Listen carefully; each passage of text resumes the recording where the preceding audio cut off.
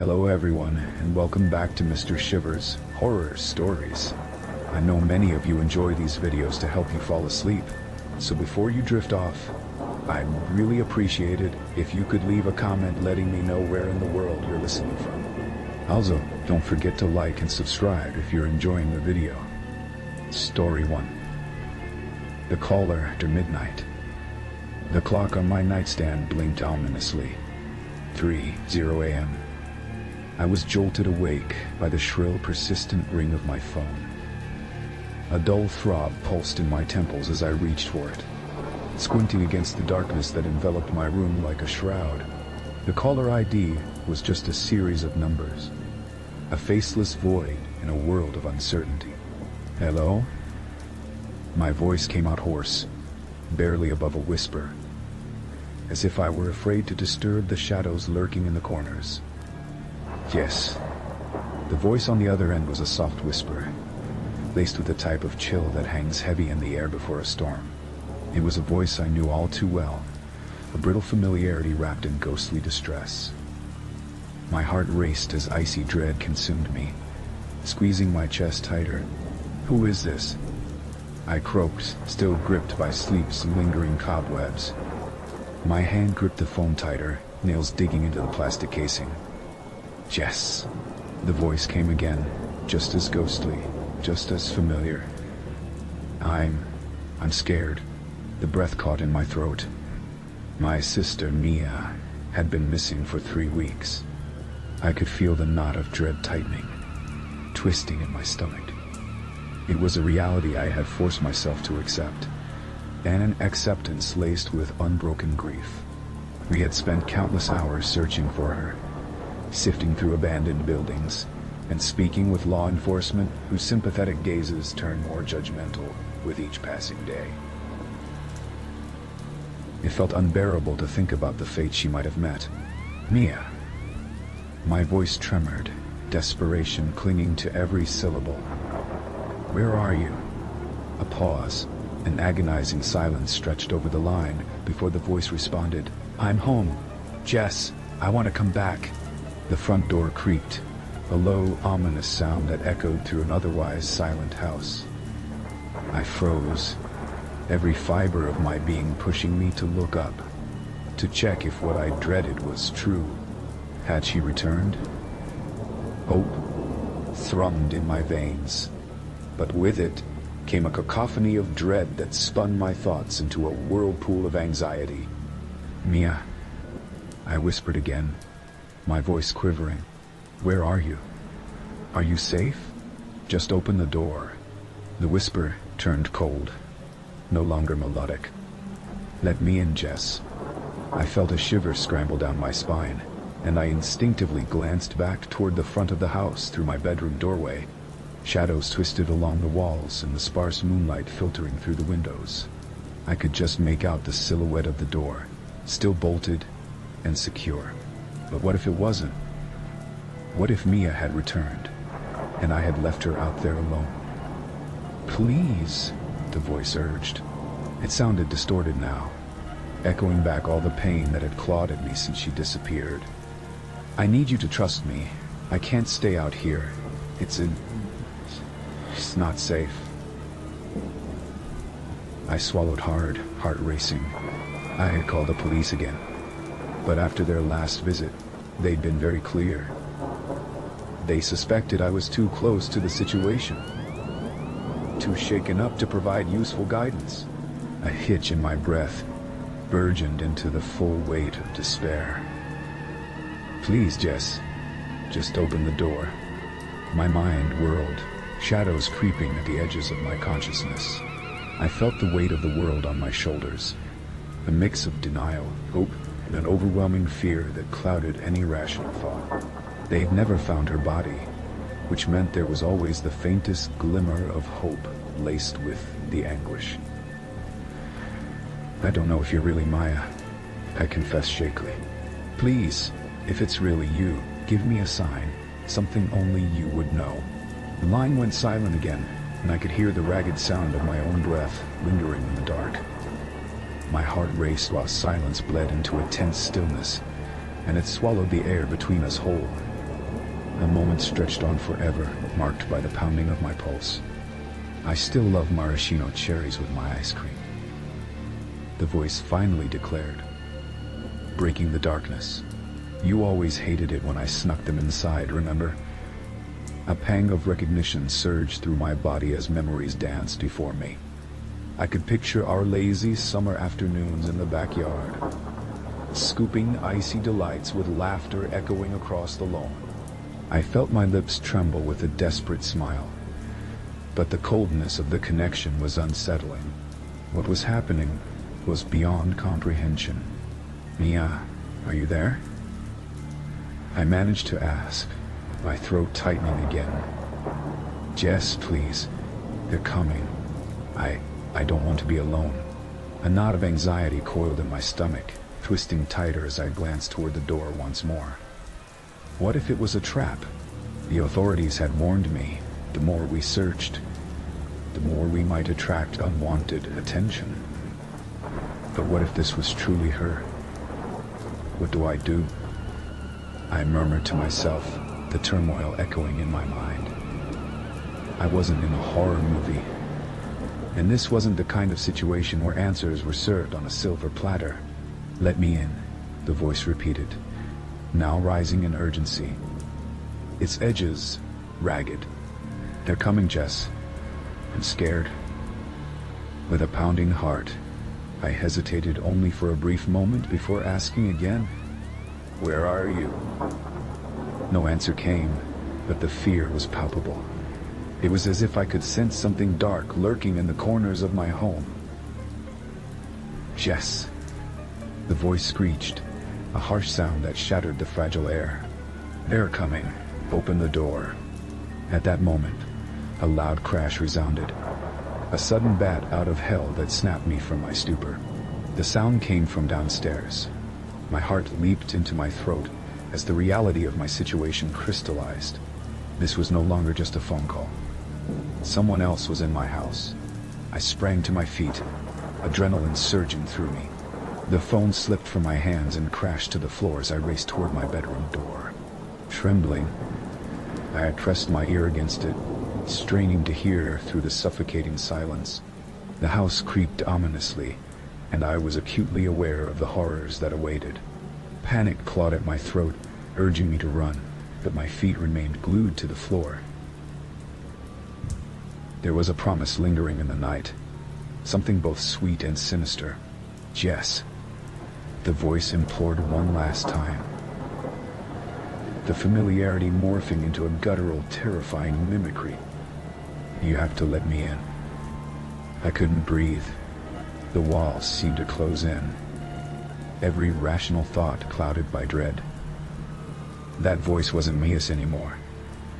It was something else, something dark. With trembling hands, I backed away from the door. I slipped into my closet, my breath caught in my throat. I felt the chill of the air around me deepen, the shadows growing impossibly long. Sometime, in the enveloping darkness, I heard the door swing open with a slow creak, and a figure emerged into my small sanctuary. The door creaked again, but it wasn't the front door. It was the door of the closet, slowly inching open. The caller after midnight had returned. In that dark, timeless moment, I realized my sister was only the echo of the heartbeat left behind, the call that lured me to my doom. My sister was the light I sought, but the darkness closed in on me with an icy kiss. Somewhere amidst the shadows, that laugh flickered, a twisted chimera of horror. And I, a mere pawn, remained frozen in time, cloaked in the nightmares of the night. Story 2. The dust lingered in the air like ghosts of memories long past as I pulled open the door to my childhood bedroom.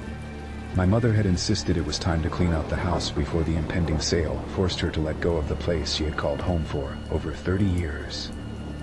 The walls were painted a soft shade of lavender, a color chosen by me when I was 9. And it immediately pulled me back to a time when the world felt smaller, less complicated. The first tangible remnant of my past was the pile of stuffed animals, their fur matted, and their eyes dull. I glanced around the room, noting the sun-drenched edge of the window where dust motes danced like small spirits. My best friend Jess and I had spent countless days here, weaving tales and enacting scenes as princesses, superheroes, and explorers. But that was before everything changed. The day she vanished. I took a deep breath, forcing myself to push back the thoughts of that tragic day. It had been 10 years since Jess disappeared without a trace, leaving a gaping hole in my heart and stirring whispers of dread throughout our community. Though her absence still haunted me, it felt like a distant memory, a ghost that I had learned to live with. But cleaning out my room seemed to stir the old wounds anew. I rifled through the boxes and old photo albums, reclaiming scattered pieces of a childhood I had nearly forgotten. The ghost of Jess accompanied me, her laughter echoing in the recesses of my mind, even as I worried about the grim implications of her disappearance. Each photograph unearthed stirred up a mix of nostalgia and sorrow. But my breath hitched when I uncovered a small, familiar blue envelope. The envelope was unsealed, revealing a folded piece of paper within. I recognized Jess's handwriting instantly, flawless and whimsical, heart racing with a mix of anticipation and dread. I pulled the note from its confines and unfolded it, my hands trembling. "Dear you," it began, and in my mind, I could hear Jess' voice reading each word aloud.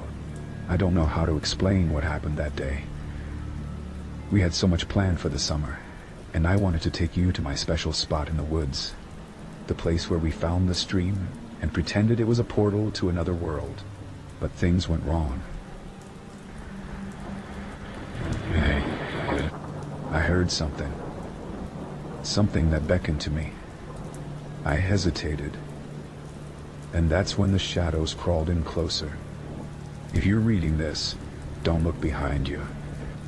I'll always be your best friend, no matter what. Jess. Tears welled in my eyes, but I quickly wiped them away, a shiver of unease snaking down my spine as I reread the directive. Jess had always been the brave one, the adventurous spirit ready for anything. And that last visit to the woods had frightened me long before she vanquished. I glanced behind me, half expecting to see a piece of her lingering in the shadows cast by the afternoon sun. The room was empty, as it should be, but a faint chill brushed against the nape of my neck. The sensation was unmistakable. With a sinking feeling, I turned back to the note. My heart thudded in my chest like a warning drum. The remnants of our childhood fading in contrast to the present darkness encroaching upon me.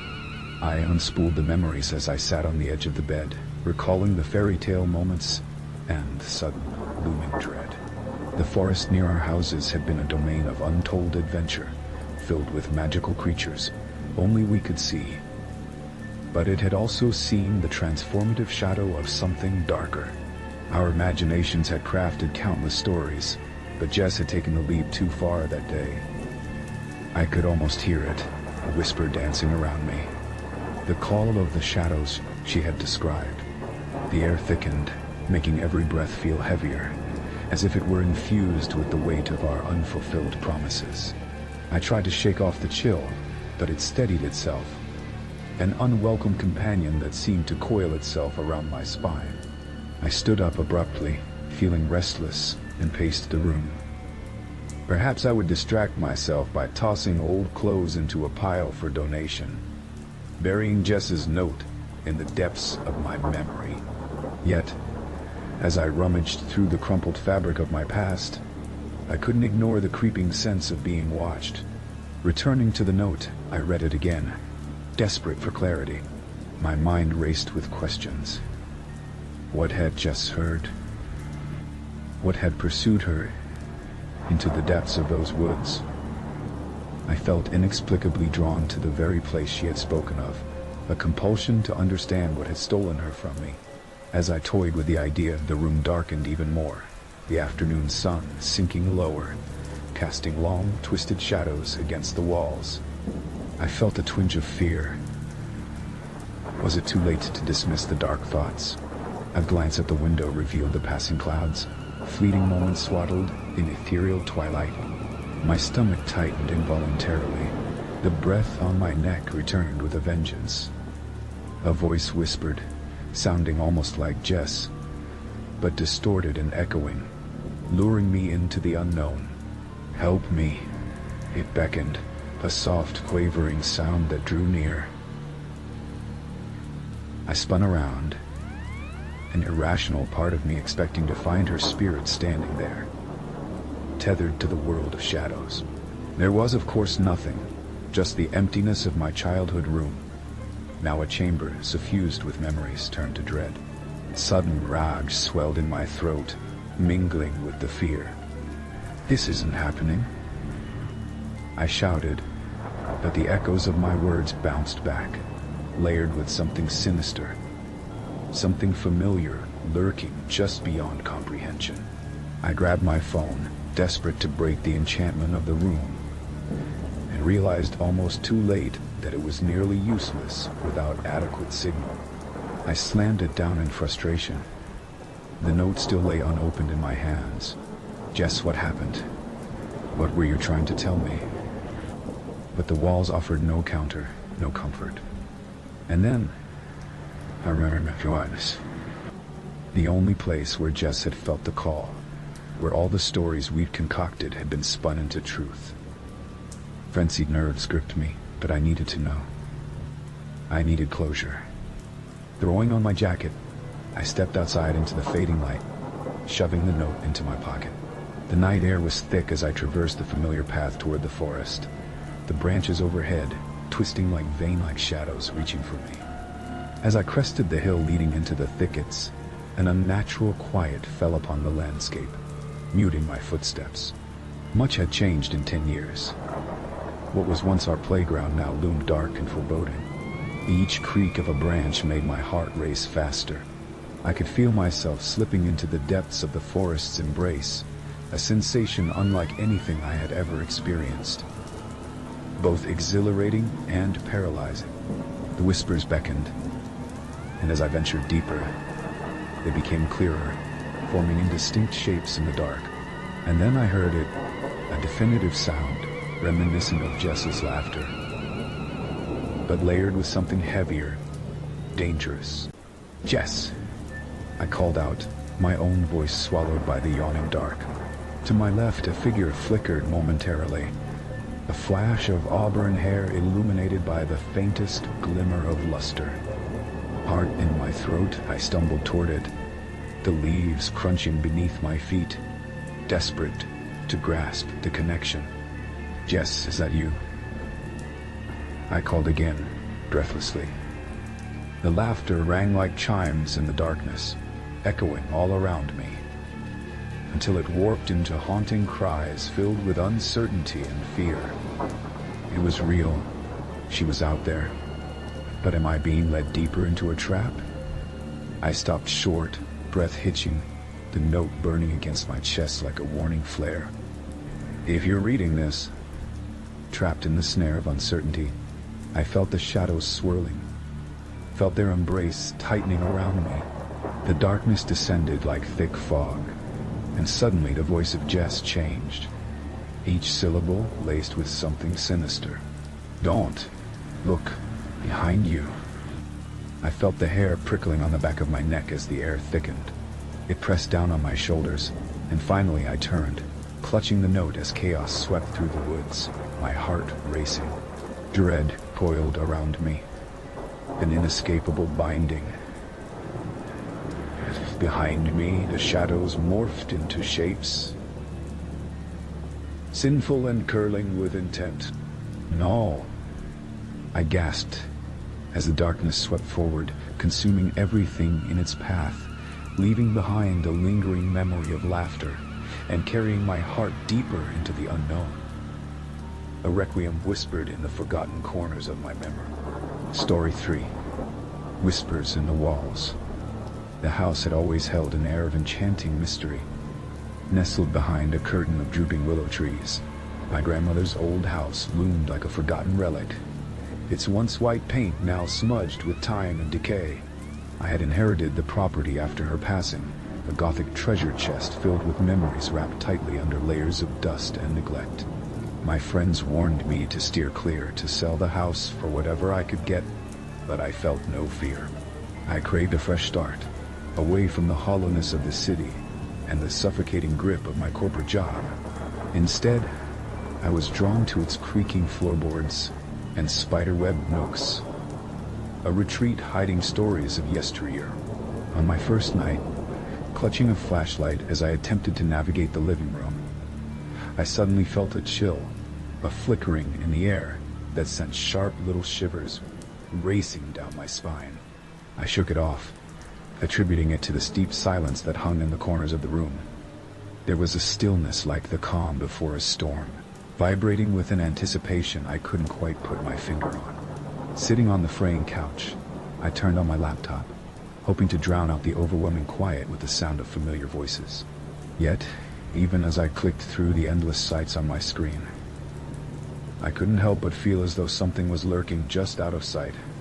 Then came the whispers. It was gentle at first, like the breeze grazing the windowsill, but the sounds coalesced into distinct murmurs. They slithered through the walls, elusive and taunting. My heart began to race, the rhythm of my pulse drumming against my temples. I paused, ears straining to discern what they were saying. Muffled voices, a painful intimacy buried deep within the wood and plaster of the house. Help. Please. I shook my head, envisioning long-gone relatives and neighbors grown tired of mere existence, yearning for something beyond. I brushed it aside, convincing myself it was nothing but the imagination of a sleep-deprived mind. But the whispers returned, loud enough to pull me from my thoughts. I found myself rising from the couch, compelled to follow the sound, moving with trepidation toward the distant shadows of the hallway.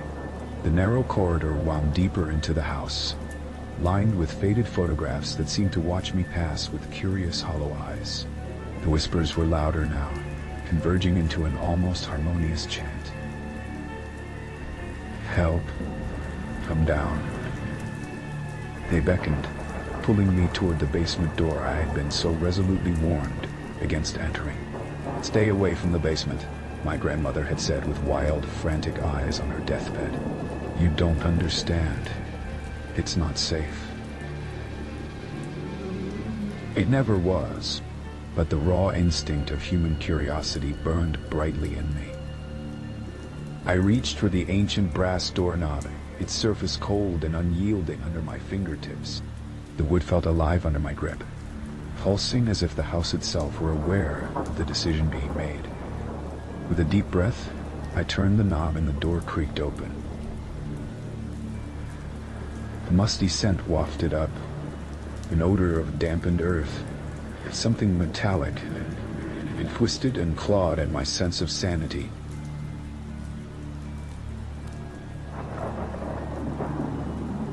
I hesitated, glancing back. The living room was now enveloped in darkness. The whispers beckoned, and I felt their fingers graze the back of my neck. Once I was below, I flicked on the flashlight and swept it around the basement. The beam illuminated stacked boxes, covered with dust and remnants of spider webs. Old furniture, broken and discarded, loomed in the dark corners like forgotten memories. Each hold out a story wrapped in shadows. Help. Come closer. I followed the sound, a vibration that didn't just tickle my ears, but plucked at my heartstrings. Tugging me deeper into the oppressive darkness, the stairs led me down further than I anticipated, spiraling into a hollow stillness that seemed to suck the light away. It felt like standing at the edge of time, drifting further and further from reality. I thought I saw movement, a flicker in the shadows, before it slipped away.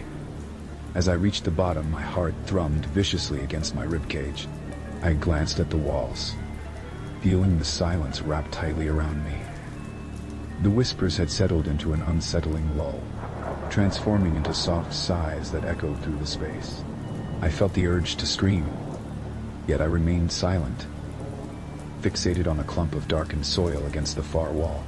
In a moment of reckless bravery, I took a few cautious steps forward, feeling like a moth drawn to a flame. The whispers abruptly stopped, their lull replaced by an eerie stillness, as though the house were holding its breath. Just before I reached the patch of soil, I noticed something glimmering in the dim light. A series of scratch marks trailing from the baseboard to the center of the room. They crisscrossed, deeper than I could have imagined, like claw marks etched into the earth by something desperate and clawing its way up from below. I knelt down to examine, heart pounding. My mind raced with stories of missing pets, cursed artifacts, and dark forces hidden in the depths of the earth.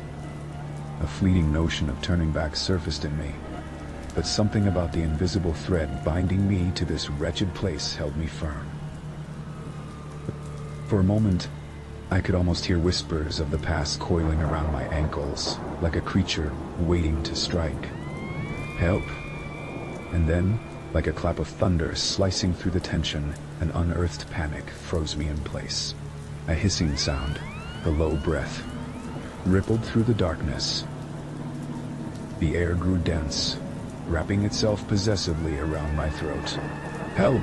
the voice shouted, this time sharp and clear, piercing through the heaviness that had settled over me. I turned sharply, aiming my flashlight toward the source of the sound, but the light caught only a wall. A crumbling... As I took a step back, dread flooded me. Something was behind me. I spun around, my flashlight beam cutting through the shadows, and caught sight of a figure, a vision emerging from the depths of despair. Eyes wide and pleading. Or were they filled with, "Why did you come?" It rasped, its voice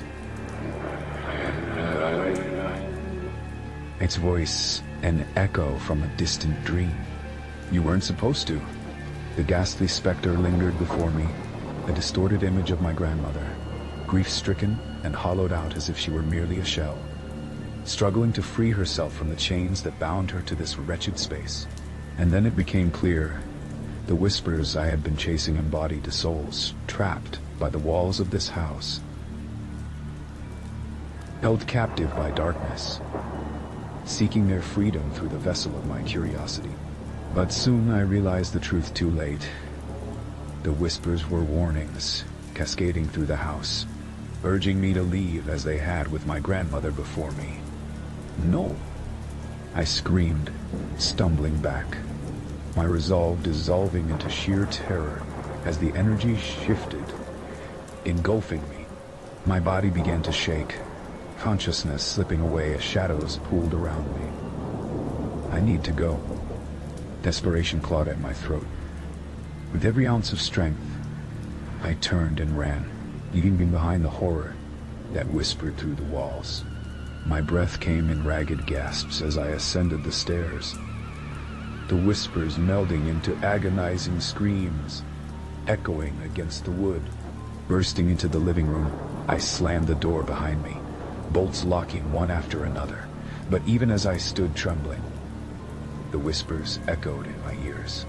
My grandmother's haunted, anguished gaze slashed through my memory, wrapped in regret, a spectral plea I could not ignore. As dawn broke over the horizon, casting the world in pale light, I knew I had to leave.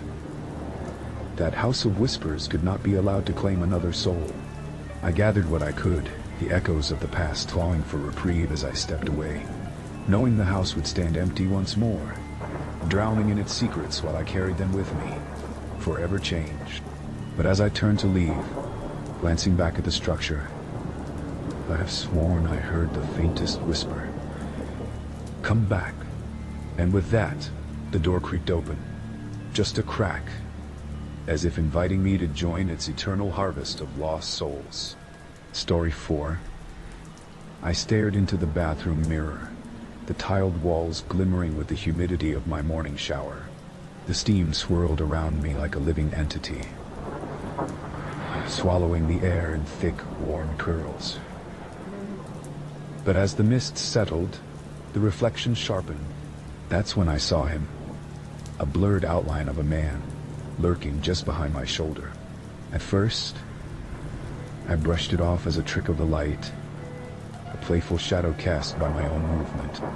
Life had been overwhelming lately, consumed by relentless work and the claustrophobic weight of isolation in my small apartment. The man in the reflection didn't alarm me at first. He was simply there, a dark specter in an otherwise mundane moment.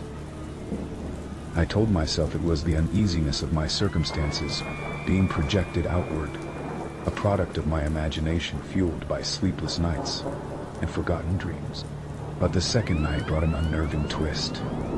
I stood at the sink, toothpaste in hand, when I caught him again. This time, the outline was sharper, more defined. His hair was disheveled, framing a face obscured by shadows. But as I tilted my head slightly, I felt it. Tension.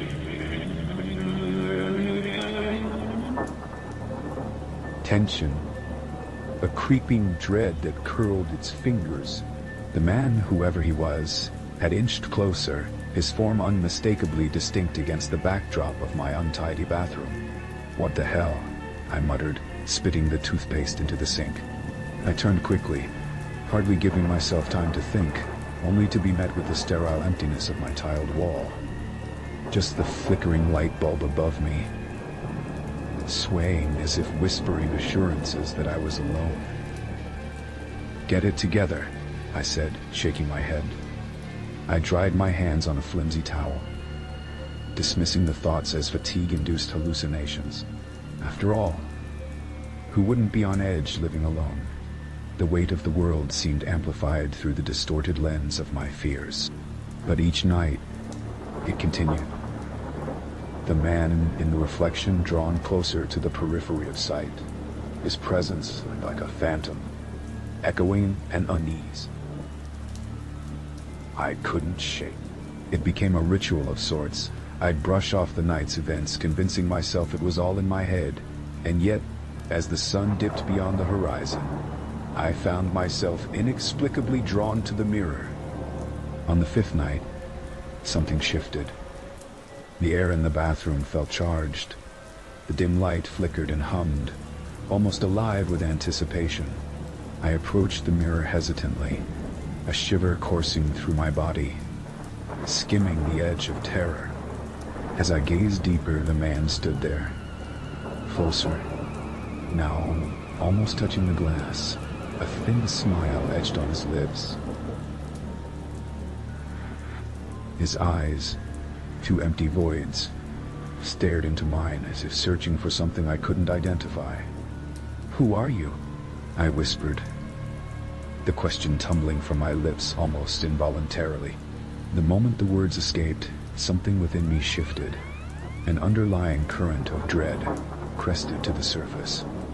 He didn't speak, but somehow I felt his voice penetrating my thoughts. A static hum that resonated in my mind, chilling and taunting, whispering secrets I couldn't quite grasp but felt in my bones. The world around me faded. The sound of the rushing water in the sink dulled to a distant murmur, and the steam thickened, swirling into tangible shapes like ghostly fingers coiling around my throat. "I know you," he seemed to say without uttering a word. "You know me." A wave of panic surged through me. I stumbled backward, the back of my legs hitting the toilet seat. Throwing myself away from the mirror, I felt as if I had narrowly escaped a claustrophobic trap, my heart pounding like a war drum in my ears. I glanced one last time at the mirror, and to my horror, he was there. Smiling wider, a gleeful look of triumph in his empty gaze, just before I slammed the bathroom door shut. The next few days were filled with a growing unease. I avoided the bathroom, opting to brush my teeth in the kitchen and refraining from any activity that required a mirror. But as much as I tried to ignore his presence, I felt him weaving through the perimeter of my mind. In my dreams, he became more vivid. A silhouette that taunted me in shadows, slipping between comfort and terror. On the 9th evening, I couldn't take it anymore. Curiosity burned like acid in my gut, compelling me to confront him, to demand answers. Clutches of fear wrapped around my heart as I pushed open the bathroom door, the air thick as I walked towards the mirror. I stood before it, heart racing, pulse echoing in my ears like thunder. As I stared into the glass, the man hovered closer than ever, almost fingernail distance away from the surface. His expression grim, though his smile remained. The key to a mystery I was afraid to unlock. I can't keep doing this, I murmured to myself. What do you want? Silence hung heavy in the air, but his smile didn't waver. It only widened, revealing jagged teeth like shards of glass. The temperature in the room plummeted as I felt an unseen force pushing against me. What was he waiting for? My heart thrummed in my throat, and I could hardly breathe. Then he raised a hand, long bony fingers extending towards me.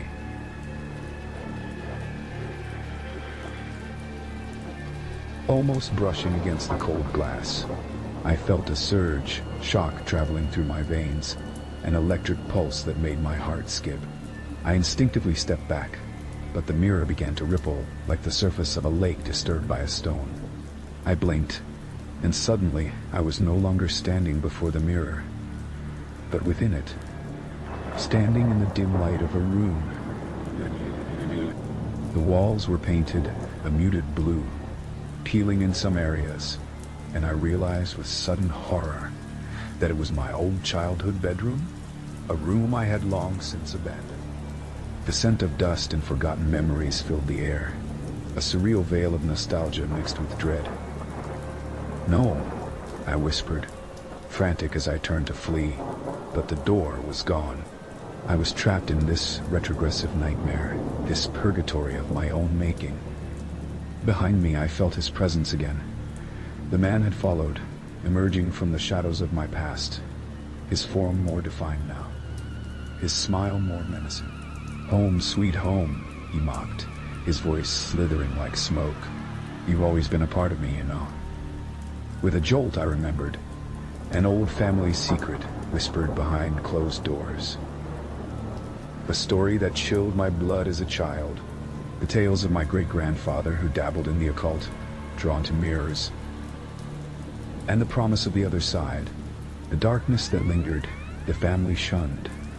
The whispers of a curse unwound through generations.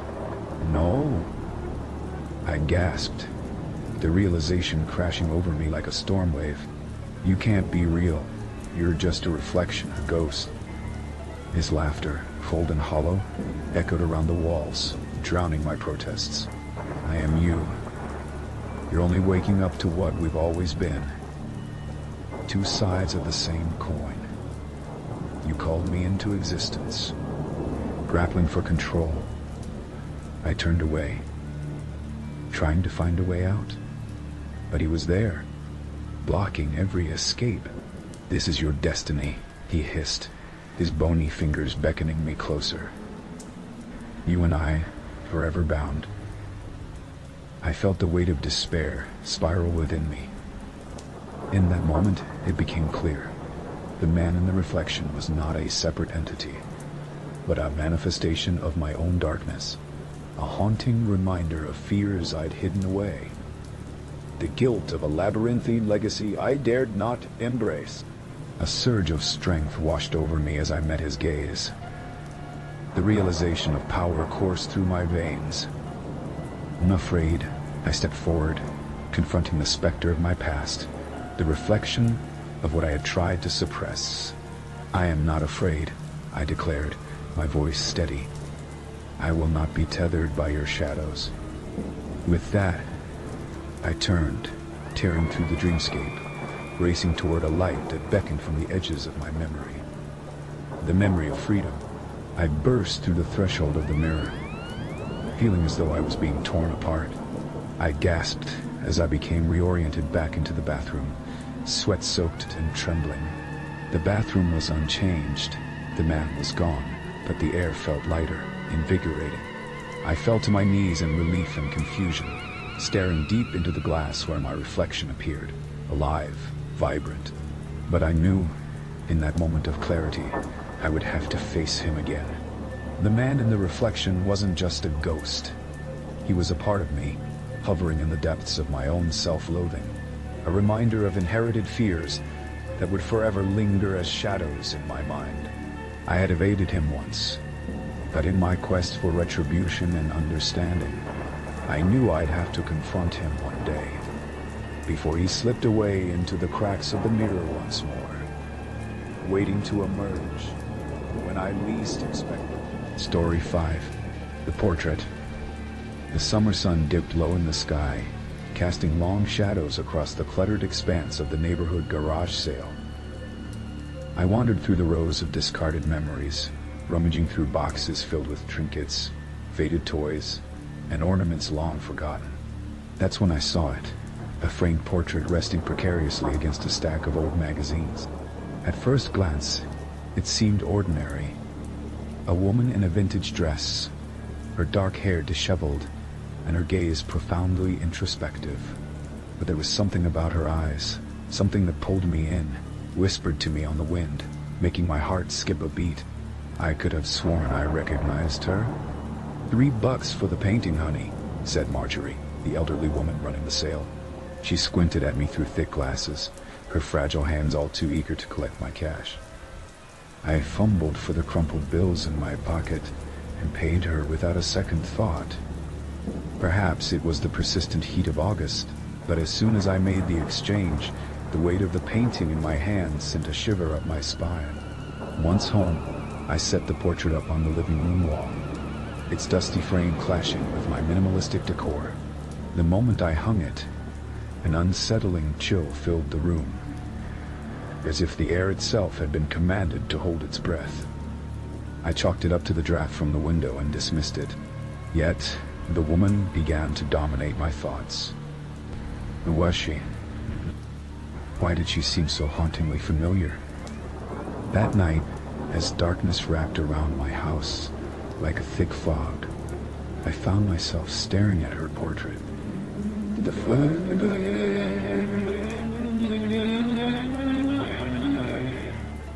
The flickering light from the candle casting ghastly shadows across the canvas. I felt the weight of her gaze, piercing right through me. Something moved inside the painting. I blinked and took a step backward. Had her expression shifted? As I stood frozen, the shadows deepening in the corners of the room, I became acutely aware of a voice whispering, so faint it felt more like a breath of air ghosting against my skin. "Help me," it sighed, a spectral sound resonating somewhere deep in the recesses of my mind. My heart raced. Was I losing it? The next few nights became torturous. Each time I settled onto the couch, the portrait seemed somehow more alive. Her expression more sorrowful, her eyes filled with despair. Every flick of my gaze toward her felt like an unspoken challenge, taunting me. After sleep finally took hold, I dreamed of her. The woman wandered through a desolate forest of gray, searching for something. I awoke panicking, drenched in sweat, her whispers still echoing in my ears. A week slipped by, one night bleeding into another, and soon I couldn't shake the dread it inspired. My friends started to notice. "You look like you've seen a ghost, Jenna," Sam noted as I fidgeted at the corner of the table during game night.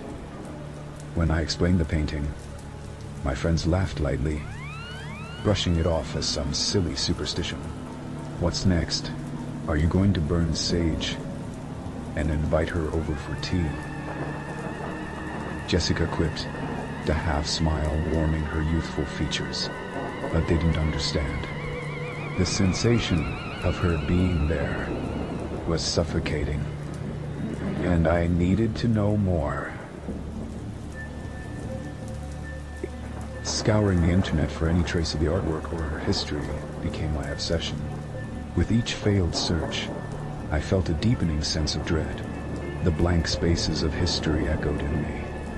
The woman's image was fresh, but the canvas itself seemed older, almost ancient. Then one fateful night she vanished. I stumbled into the living room, the familiarity of her stare replaced by an oppressive nothingness. The frame hung lifeless, devoid of its centerpiece. A blank canvas. Staring at it, my disbelief morphed into panic. "What happened?" I whispered. My pulse raced as I replayed every moment of the last week in my mind. The eerie whispers, the haunting dreams, the darkness creeping into my psyche. Had I imagined it all? I frantically searched the house, turning over furniture, peering into closets, even checking under my bed. "Where are you?" I cried. The only reply was an insidious silence, pulled taut like a wire before it snaps. Days passed, in a haze of confusion and sorrow. It felt as though time had folded in on itself. I roamed the house like a ghost, still haunted by her presence. I took the frame off the wall, hoping to find some hidden compartment, some clue that could explain her sudden disappearance. But all I found was dust and neglect. Then on a particularly dismal evening, as thunderstorms raged outside, rumbling ominously, I heard it again. The whisper, this time crystal clear, like a scream echoing through the trees. "Help me." It was no longer abstract, it was more urgent, a primal cry for salvation. The voice tugged at my soul, compelling me to follow it. Following the sound, I reluctantly found myself back in the living room, where the eerie stillness beckoned like a well-cast bell. Breathing heavily, I placed the frame on the coffee table, feeling its wood warm beneath my fingertips. Then, against my better judgment, I plunged the space back into darkness, extinguishing all light sources, hoping it would guide me to the truth. Shadows danced hungrily, curling against the walls like predatory serpents. The whisper grew louder, almost an incantation. I closed my eyes, allowing myself to enter that dreamlike state where the external world faded away. "Help me." Suddenly, a fierce wind blew through the room, rattling windows and sending shivers through the air. I gasped, my heart thumping, as the painting on the wall flared with life, colors swirling like a tempest. And then, in a blinding flash of insight, I saw her.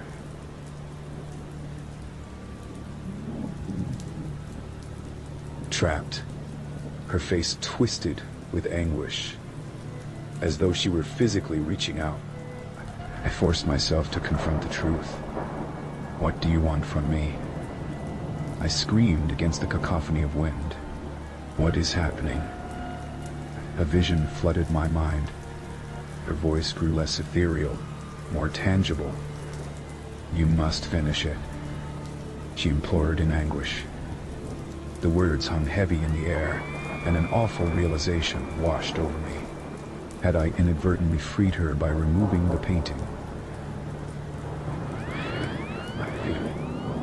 By unthreading the bonds she had with the canvas? Determined, I rushed to my art supplies, a wave of adrenaline carrying me through my fear. I gathered brushes, paint, and my heart racing as I prepared.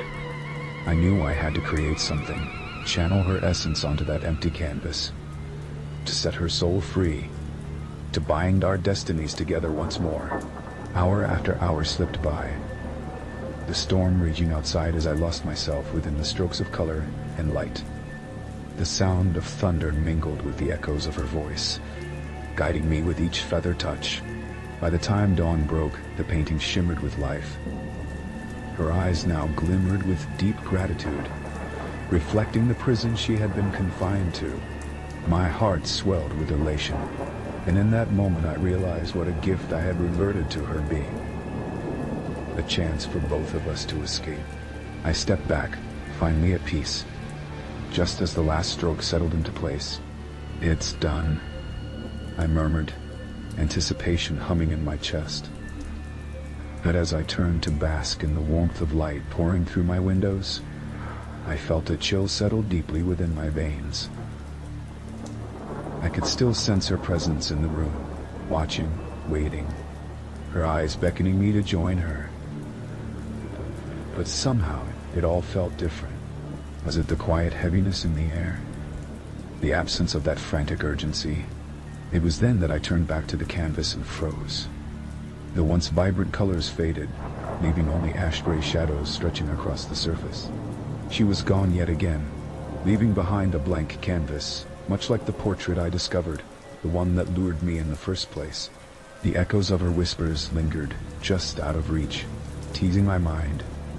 And as I gripped the empty frame, an icy hand slipped through my heart. A premonition, or perhaps a warning of what was to come. The silhouette of the woman had vanished, but I had opened the doors to something far worse.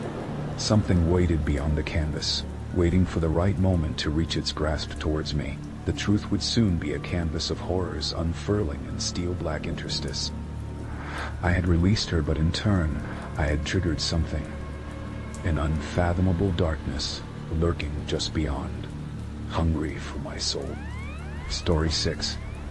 The last drive home. The clock on the dashboard blinked 2:47 a.m., its red numbers glaring like a warning in the gloom of my car. I was exhausted, having spent hours picking my way through the winding back roads after a long day at work. The phone was dead, and all I could hear was the soft hum of the engine, until that hum turned into a sputter, and finally died, leaving me in a blanket of silence, thick enough to choke on. I pulled over to the shoulder, hoping it was just a temporary hiccup. I turned the key in the ignition repeatedly, but the engine only groaned in protest. Panic began to creep in, a sense of vulnerability that echoed through my bones. The GPS screen flickered off, as if mocking my isolation. A warning sign of a more sinister threat lurking beyond the dark. The stretch of road was marked by shadowy trees, with gnarled limbs reaching out like bony fingers. It felt like the woods were leaning in closer, holding secrets that whispered through the rustling leaves. My heart raced at the thought of being stranded here alone. After a few minutes of growing dread, I noticed headlights slicing through the dark, a pinprick of hope in an otherwise desolate scene. I scurried to the edge of the road, waving my arms frantically, even letting out a hoarse shout to capture the driver's attention. The car loomed larger, an old sedan that seemed to absorb the light around it, its surface dull and haunting. My heart surged with anticipation until, with an eerie smoothness, it skidded to a stop right before me. To my utter shock, the driver's side door swung open slowly, but there was no driver. The interior sat empty, a welcoming void looking beckoningly at me from the abyss. It felt wrong, so fundamentally wrong. Yet the gnawing anxiety of being left alone pushed me a step closer, my instincts teetering between fear and desperate curiosity. "Hello?" I called out, peering into the darkened vehicle.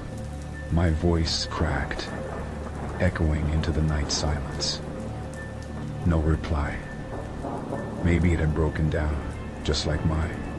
The unsettling thought flitted across my mind, and I glanced at my own car parked a few feet away with its darkened windshield, staring back like a hollow eye. Stepping forward, I caught sight of something glinting on the driver's seat. A silver keychain dangled from the ignition, the metal tarnished and scratched. Its betrayal was palpable. Yet curiosity outweighed caution as I approached the car, reaching out to grab the keys. Suddenly, as I touched them, the headlights flickered rapidly before extinguishing, plunging everything back into darkness. The moment felt like being swallowed. As if sensing my unease, the air around me chilled. A wind picked up, rustling the trees, but it was more than that. It felt like a breath, ancient and full of secrets, drawn deep from the forest beyond. My instincts screamed for me to run, but I remained frozen, gripped by fascination and an impending dread. Is someone there? I shouted again. My voice quaked, and just as I was about to turn away and sprint back to my useless vehicle, I heard it. A low, rhythmic sound pressed against the air, like breathing. It floated toward me from the woods, weaving in and out of the branches, whispering my name. I whipped around, half expecting someone, anyone, to be there. But the trees stood silent, solid, looming. My heart raced as I grasped the keys tightly, knuckles white. Then I saw it. Shadows shifted amidst the trees, forming something that felt both familiar and menacing. I blinked hard, forcing my mind to comprehend what should be impossible. There, in the dim light of the moon, stood my very own car. My blood ran cold as I recognized the make and model. The same make and model I had been driving. I could see it clearly now. The contours of the hood, the way the headlights shone with that familiar metallic glimmer. But his presence beside the empty sedan was a glitch in reality that sent shivers crawling across my skin. A figure emerged from behind the wheel, stepping into the thin beam of moonlight. My reflection stared back at me. A perfect doppelganger sidestepping from the car with a self-assured ease that made my breath catch. The uncanny copy wore my clothes, my expression, as if I were looking into a mirror that had stepped away from a frame. "Drive with me," it said, voice smooth and alluring, twining around me like smoke. "You've come so far for this." "Who are you?" I stammered, backing away instinctively. "Your other self," it replied, sheer confidence radiating from it. "The one who takes what you don't." It gestured to the second car, a sly smile spreading across its face, one that mirrored my very own. The air buzzed with tension, the uncertainty that I might not be the only person awake in the dark. "What do you mean?" I whispered. I could hear my own heartbeat roaring in my ears, drowning out new fears as adrenaline coursed through my veins, urging me to flee. "Your time here," my double murmured, stepping closer, eyes glinting with an unfathomable hunger. "It's up. You've been on borrowed time. Let me take you home." My world twisted, my instincts flaring. "I want nothing of you. I'm getting out of here." I forced my legs to unearth themselves from the grip of my own shock and half sprinted back towards my car. But my doppelganger laughed. A chilling sound. "You don't have a choice. The road is already chosen." The forest erupted into whispers of confusion and wrath, branches snapping, the wind shifting sharply. I stumbled backward, then turned and raced into the depths of the trees, the sounds of pursuit hanging on my heels like a noose, the shadow of my own self echoing behind. Branches grassed against my skin, leaving angry welts, while roots snared at my ankles, wanting to drag me down into the loamy earth. I sprinted, frantic, until the noise behind dimmed. And in that fleeting moment, I glanced backward. There they stood, my car and its twin, an uncanny silhouette against the moonlight, the doorway still open and gaping. It beckoned like a monster trawling for the unwary. My heart thundered as every instinct screamed for me to get as far away as possible. I thundered through the trees toward the empty roadside where my car was parked, praying I might finally escape the clutches of my dark other. But the moment I reached the road, I froze. My own car sat silently in the middle of the asphalt, still dark and deserted. All the dread promised something worse than solitude. The emptiness felt like a witness to my unraveling, and there they were again. In the distance, the headlights grew brightly visible, attaching themselves to the road. Another approach, a familiar metallic texture against the night, the contours of an old sedan. Panic gnawed at me, squeezing at my throat as I raised my hands, a desperate plea for help. But this time, as the car drew near, the familiar figure did not drive. It melted away, placing itself inside the car. The realization brought me to my knees. I was going home tonight, and I finally understood the truth. Someone else was destined to take my place on the road. A road that twisted dark and far deeper than mere asphalt and trees. I was but a passenger in a world with no return, with an unholy echo keeping me company as I faded beneath the layers of night, forever ensnared in the web of my choices. And finally, the headlights flickered out. Story 7. The Dog Walker's Secret. The early morning sun cast a hazy glow over the quiet suburban neighborhood, its rays filtering through the branches of ancient oak trees. As I tightened the straps on my worn leather walking shoes, I reminded myself of the many ways my dog-walking business would help me make ends meet. With student loans looming like dark clouds overhead, every bit of cash I earned felt essential. However, I hadn't anticipated that my path would lead me to such unsettling discoveries. Daisy, my first and most loyal client, was a golden retriever with a heart as big as her appetite for adventure. Her owner, Mrs. Hargrove, a sweet but eccentric woman in her late 70s, had always been pleasant, though there was a peculiar haze about her. When I started walking Daisy 3 weeks ago, I quickly noted Mrs. Hargrove's unsettling habit. Of gazing out at the woods behind her house, with a mixture of longing and despair.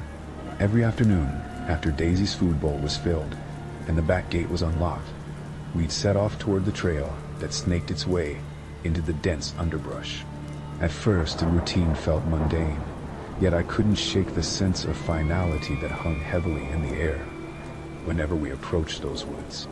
Each walk would culminate in a moment of panic, where I'd wrestle with my own intrigue and fear, for every time we neared the tree line, Daisy would pause, her ears perked up, and her gaze fixated on a specific spot. Just beyond the edge, she would bark furiously, a desperate, echoing bark that sent shivers down my spine. This peculiar habit unsettled me, particularly since Mrs. Hargrove had mentioned, almost dismissively, the woods are hiding secrets they'd rather keep to themselves. On one unseasonably warm Friday, I decided I could no longer ignore my growing curiosity. Daisy had tugged harder than usual on her leash that morning, her body trembling with untamed energy. With the spirits of the woods looming large in my mind, I decided that this time, rather than pull her back and head to the pavement, we would venture further into the inviting gloom of the trees. The closer we came, the thicker the air grew, shrouded in an otherworldly stillness that contrasted with the chirping of the birds and the rustle of the leaves. Daisy's barking escalated, turning frantic. She sprinted to the tree line, leaving me chasing after her as I called her name. "Daisy, come back." But her golden coat shimmered like a beacon as she darted ahead, stopping abruptly when she reached a mound of earth partially concealed by fallen leaves. It was a peculiar sight. This mound looked too deliberate to be a natural occurrence. My heart raced as I approached. I hesitated, caught between panic and a morbid curiosity. The ground was soft and freshly disturbed, small clumps of dirt scattered about. Daisy spun in circles, barking incessantly, her anxiety palpable. "What's wrong?" I whispered, barely audible to myself.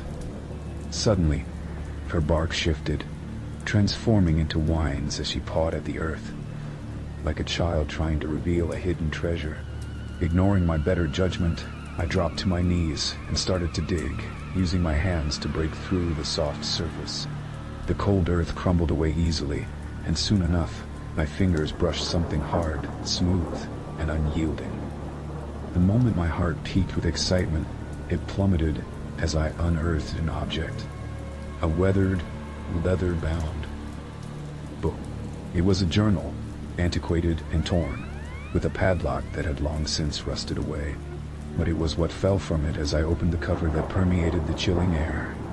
A photo slipped out, yellowing at the edges. A girl no older than 10 grinned up at me, her wide blue eyes bright against the sepia tones. She appeared carefree, innocent, like she had a world of possibilities before her. Beneath her image was scrawled, "Maggie, my little bird." Before I could delve deeper, a noise behind me jolted me upright. A shadow shifted among the trees. I turned instinctively, my instincts kicking in. The figure was lanky, dressed in a distressed plaid shirt and faded jeans. His hair hung in greasy strands over his gaunt frame. He tipped his head in curiosity, his eyes smoldering with a strange intensity.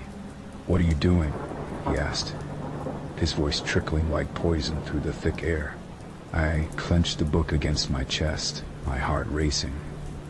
"Just walking the dog," I stuttered, gesturing vaguely to Daisy, who had flattened her ears against her head, retreating toward me. "I thought I told you to stay away from here." The man stepped closer, his gaze hardening. "You've been digging where you don't belong." "What do you mean?" I blurted, panic making my voice rise. "What's buried here?" I tilted my head towards the journal, hoping to glean something from him. He let out a harsh laugh that echoed unnervingly through the trees. It rattled the life inside me, and I instinctively stepped back. "This isn't your business. That book belonged to someone who doesn't want to be found." His words hung in the air, suffocating. Tentatively, I considered fleeing, but I was rooted in place, determined to learn the truth. In the back of my mind, I was only a few blocks from Mrs. Hargrove's house. Would she really have buried something here? What was the secret that loomed over our daily walks? "Why were you even looking?" he shot back, anger glimmering in his eyes. "You should stick to walking dogs and stay out of other people's affairs." Before I could respond, a sharp crack echoed through the woods and the figure froze. Daisy perked her ears, her instincts kicking in. The man's face drained of color as he turned, staring into the depths of the trees, and in that moment it was clear that the woods concealed more than mere memories. Dread pooled in my stomach, a heaving weight as I realized whatever had hidden itself among the dense brush was far more ominous than I anticipated. The man glanced quickly at me, his pupils dilating into dark hollows filled with fear. Then he sprinted off into the tangle of shadows. I watched him vanish, confusion wrapping around me like a thick fog. It was clear now. There was something dangerous hidden amid those trees. Quickly, I snatched the journal and stumbled back, backing away from the mound as if it had transformed into a beast. "Let's go, Daisy," I whispered, already grasped by a sense of urgency. The golden retriever's nose touched the ground as she whined, looking back toward the trees that could no longer be trusted. When we returned to Mrs. Hargrove's house, a hollow silence greeted us, deepening the air of tension that enveloped the day. I gingerly slid the journal into my bag, a weightier secret than I ever intended to uncover. Days passed, and each time I walked Daisy, the journal weighed heavier in my mind. I shared my findings with Mrs. Hargrove, who listened with a distant expression that seemed to anchor her in memories awash with sorrow. "Magdalena," she finally spoke, her voice quavering. "They told me she was lost, but I always felt she was nearby. I never dared look." Her eyes became distant, as if wandering off to a land where the pain of truth could fade away. Whatever happened in those woods was tied to a past she would rather keep buried, hidden like the skeletal remains of serpents entwined beneath the surface. That Friday, I gathered the courage to open the journal fully. Each page was cryptic with entries that faded into incomprehensible ramblings about a haunting relationship, lost innocence, and a father who nearly lost his mind in grief. One page bore the chilling confession, the agonizing burden of a secret that wouldn't stay buried. And as I immersed myself in the dark well of personal tragedy, I could feel the eyes of the trees watching, judging, whispering secrets I was never meant to know. What had begun as a mundane job soon entangled me in secrets that clung like shadows to the sunlit surface of everyday life, each discovery leading me deeper into the labyrinth of sorrow that lay waiting in those inviting woods. The woods, I realized, had always held their secrets. I just never thought I would become part of their story. Story 8. The house next door. The bitter wind whistled through the cracked window panes of my new apartment, a symphony of loneliness as I unpacked what felt like a lifetime's worth of memories into the sparse corners of my new home. The previous occupant had left behind nothing but dust motes dancing in the fading light, and maybe a ghost or two that I couldn't quite shake off. Yet, among the unsettled air and the creaking floorboards, I found solace in the thought of starting fresh.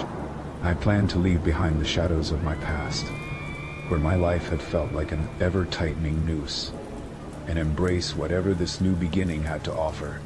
But as I dragged boxes across the floor, I soon discovered that beginnings are often haunted by the past in ways you can't anticipate.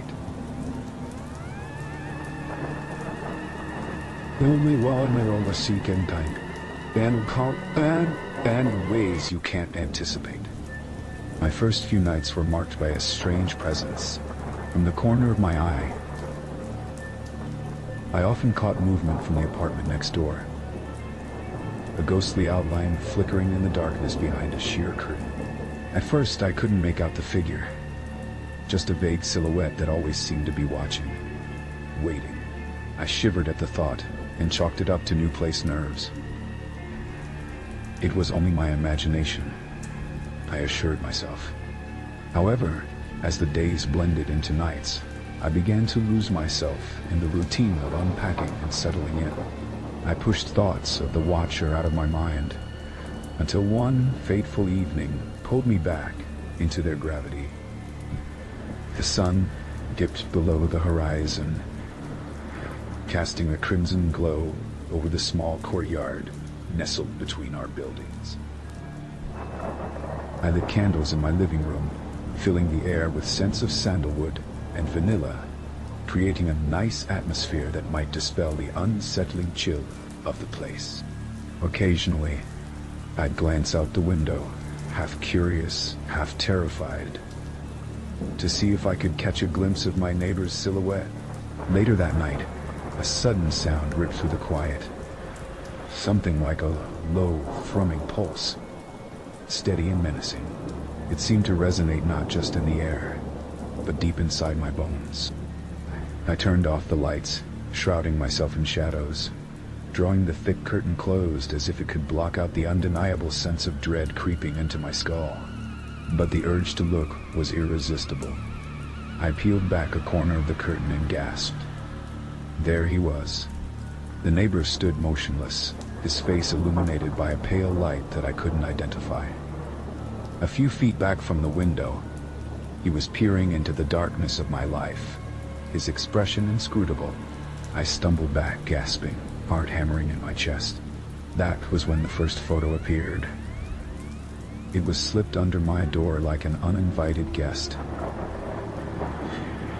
beckoning me into a web of fear. I recognized it as a close-up of me. I was mid-laugh, caught off guard at a cafe, a moment I had shared with a friend, one that now felt shackled in a sinister light. Horrified, I studied it, tracing the edges with trembling fingers. The back of the photo bore an inscription hastily scrawled, "I see you," sometime between dread and disbelief. The layers began to peel away. I could no longer pretend that my neighbor was merely an odd recluse. He was something far worse. The next couple of days passed in a blurring panic. I couldn't shake the feeling that I was being watched at every turn. I avoided my windows, turned off the lights, and blurred the routine of my life into a gray mass of avoidance. As my nights darkened, I longed for human connection to dispel the remnants of paranoia, but the risk felt too tremendous. Each time I passed the door, I half expected to find another photo, A new revelation capturing a piece of my life I had unwittingly surrendered into the lens of someone else's obsession. Hours turned into days, and then the days began to stretch into what felt like an eternity of unsettling isolation. My resolve crumbled as I fled the confines of my dwelling, seeking refuge outside. The city's heartbeat throbbed louder than the dread nesting in my chest. Yet the thrill of the night air was short-lived. Within mere moments of arriving home, I noticed a flicker of movement from the adjacent apartment. And then it happened. I saw him again, standing by the window. Not merely watching, but now taking notes. Scribbling furiously on a notepad with an intensity that sent ice through my veins. I was his subject, his study. One evening, as I lay on the couch cloaked in panic, a heavy knock rattled my door. A shiver ran down my spine, and my mind flashed through possibilities. Could it be the neighbor? The darkness was now an accomplice in my fear, and it whispered chilling tales of vicious attempts to violate my sanctuary. Nina. The melodious voice called through the wood, soft yet commanding. It was Amanda, the building manager, and the only person I trusted in this sprawling maze of anonymity. I brought over some cookies. Are you in there? I opened the door, grateful for the distraction, but the relief shattered when I caught the flicker of something else behind her. Slowly, I turned. The shades of my neighbor's window were drawn, but a hulking shadow fogged the glass. My stomach tightened as it dawned on me that someone had been listening, watching. After Amanda left, I hastily discarded remnants of normalcy and gathered every ounce of courage. Armed with a flashlight and the determination to reclaim my world, I crept toward the neighbor's door, each step an act of defiance against the terror that had invaded my life. The door loomed before me, warped and merciless, like the heart of a monster. I pressed my ear against it, straining to catch murmurs of whatever madness lay inside. A rustle, an errant breath.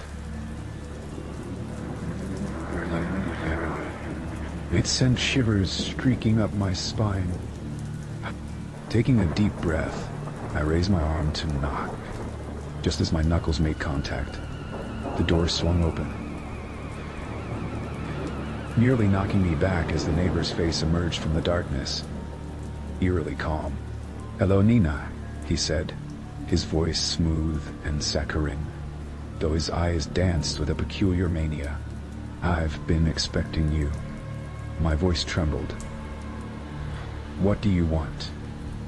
He gestured to the dim interior, lit only by the flickering light of dozens of photographs pinned on a makeshift board. A grotesque shrine of my life. "You see, I love watching people. I thought you'd make for a fascinating subject. You have this light. But now we can share our stories, can't we?" Panic coursed through me as I forced myself to avoid the kaleidoscope of horror around me.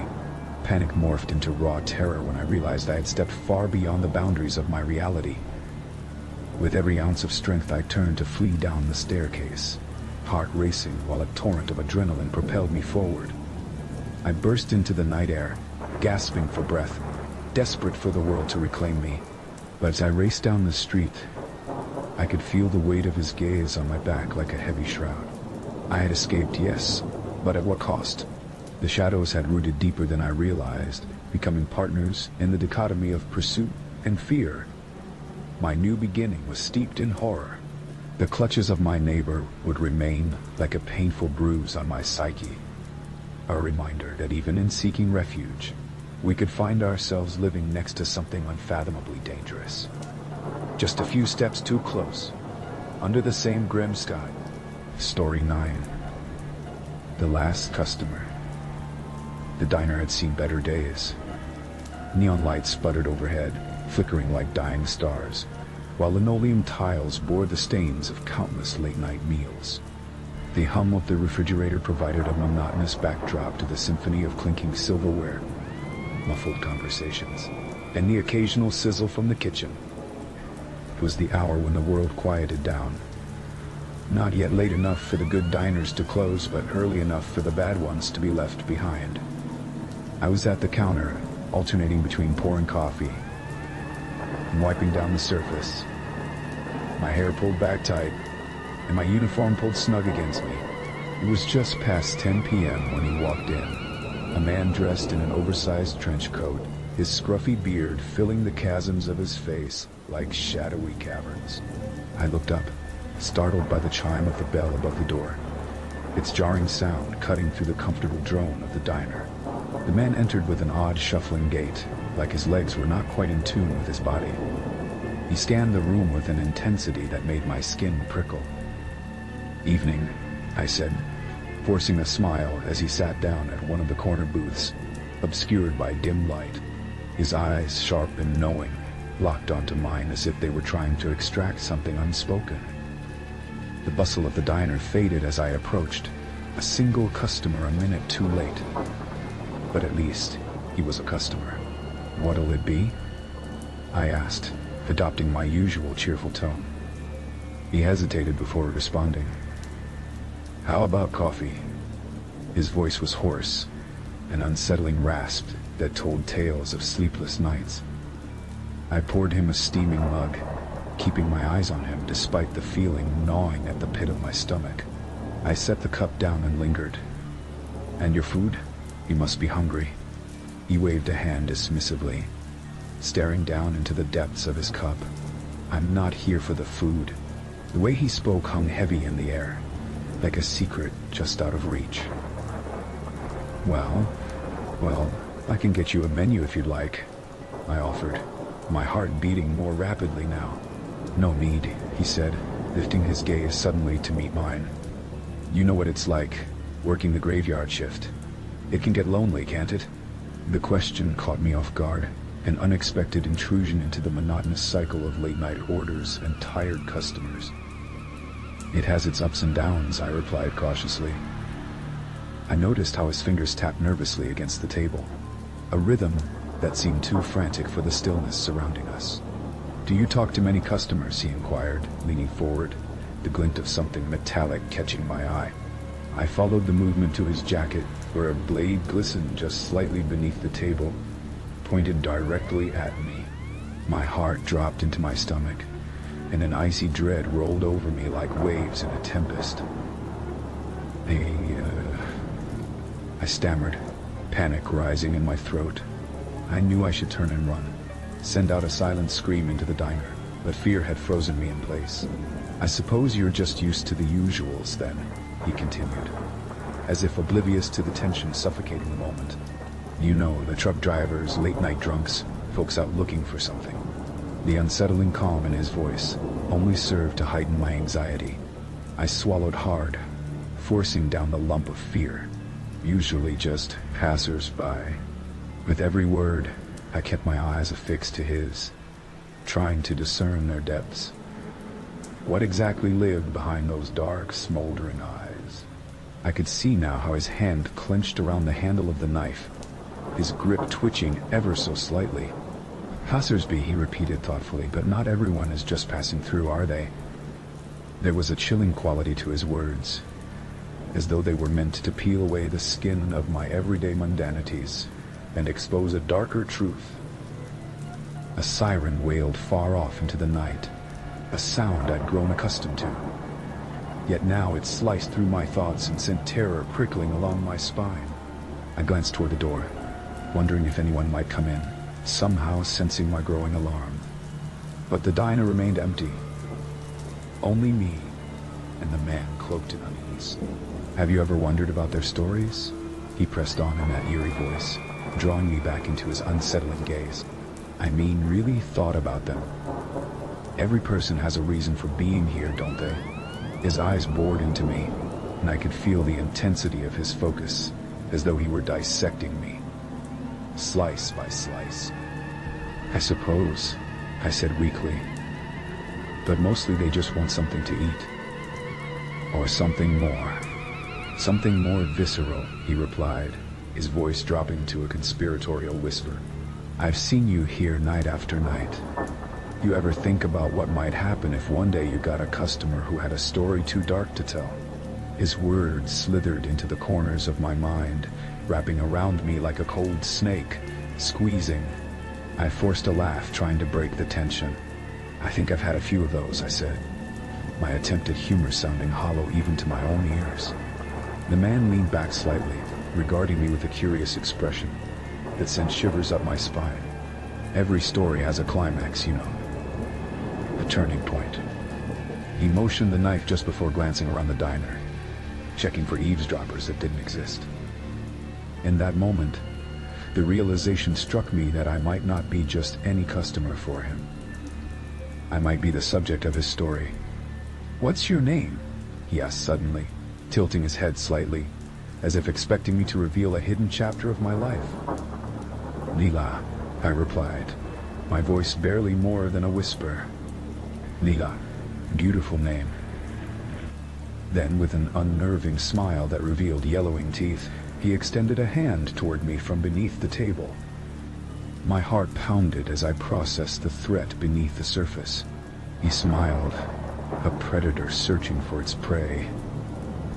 "Tell me, Lila, have you ever been truly afraid?" His question hung in the air like a thick mist. My breath came in short gasps, and I shifted slightly, keeping the counter between us. "What are you talking about?" I stammered, my nerves stretched thin as I considered my options. "Aren't you curious?" he asked, leaning even closer. It felt as if a cold, clammy hand was gripping my heart. What happens at the climax of a story like ours? The risk of it. Just then, the bell above the door jingled, breaking the hypnotic trance of our conversation. I turned in desperate hope, but it was only a stray cat slipping in, seeking warmth from the chill of the night. "Guess our time's up," he murmured, his eyes darkening like storm clouds. "What do you mean?" I dared to ask. "I guess it's time for the story to climax," he replied, that horrible smile spreading across his face once more. With a sudden, calculated motion, he flung his coat aside, knife glinting in the dim light. Just then, I mustered every ounce of adrenaline in my body. I bolted for the kitchen, darting like a startled deer, grasping at the cold metal of the door handle behind me. I could hear his footsteps pounding behind, echoing against the linoleum. "Leela." His voice rang in my ears, cold and taunting. I burst through the kitchen door, adrenaline propelling me forward. I could hear him crashing into the diner, the sound resounding like thunder. I grabbed the nearest knife, a jagged, serrated edge that felt oh so heavy in my trembling grasp. Come out, wherever you are," he called. Hiding behind the fryer, I barely dared to breathe, my heart racing dangerously fast. It felt like one of those horror movies, where the protagonist always just barely escapes only to run headlong into their fate. I stilled, hoping he'd grow bored and retreat. There was a brief silence. Then I heard him rummaging through the diner, searching methodically. The clinking of silverware, the rattle of plates, each sound drove needles of panic deeper. But as the seconds dragged, I heard him pause. "Where did you go, Lila?" he whispered, almost tenderly, predator playing with his meal. The fear subsided to a burning determination. If he found me here, cowering, I might not have another chance. I glanced at the exit behind the kitchen, just a few feet away. A glimmer of hope. With a sudden rush of courage, I threw the kitchen door wide and sprinted out, nearly colliding with the wall as I hurtled toward the front. I cast one glance over my shoulder in time to see him step into the kitchen, his grin widening like a crescent moon. I sprinted for the door, gasping for breath. Just as I swung it open and burst outside, he called out to me. "Good luck with your next customer, Lila." As I ran into the night, stars-like eyes blinked down at me. My heart thundered in my chest, but something deep inside whispered, a thrill, a dark exhilaration that I had narrowly escaped to, for now. The diner, with its flickering lights and silent tables, would always be waiting for the next customer. But tonight, I had a story of my own to tell. Story 10. The Missing Time. I jolted awake, disoriented, the sun pouring through my bedroom window, illuminating the chaos of scattered clothes and books. The clock on the wall read 3:15 p.m., but confusion befuddled my thoughts. I had no recollection of the day, of how I had gotten into bed, of what had happened before this disorienting moment. It felt as if I had been playing a hollow game of twilight, lost in an expanse of gray. I sat up slowly, the weight of an unwelcome dread pressing against my chest.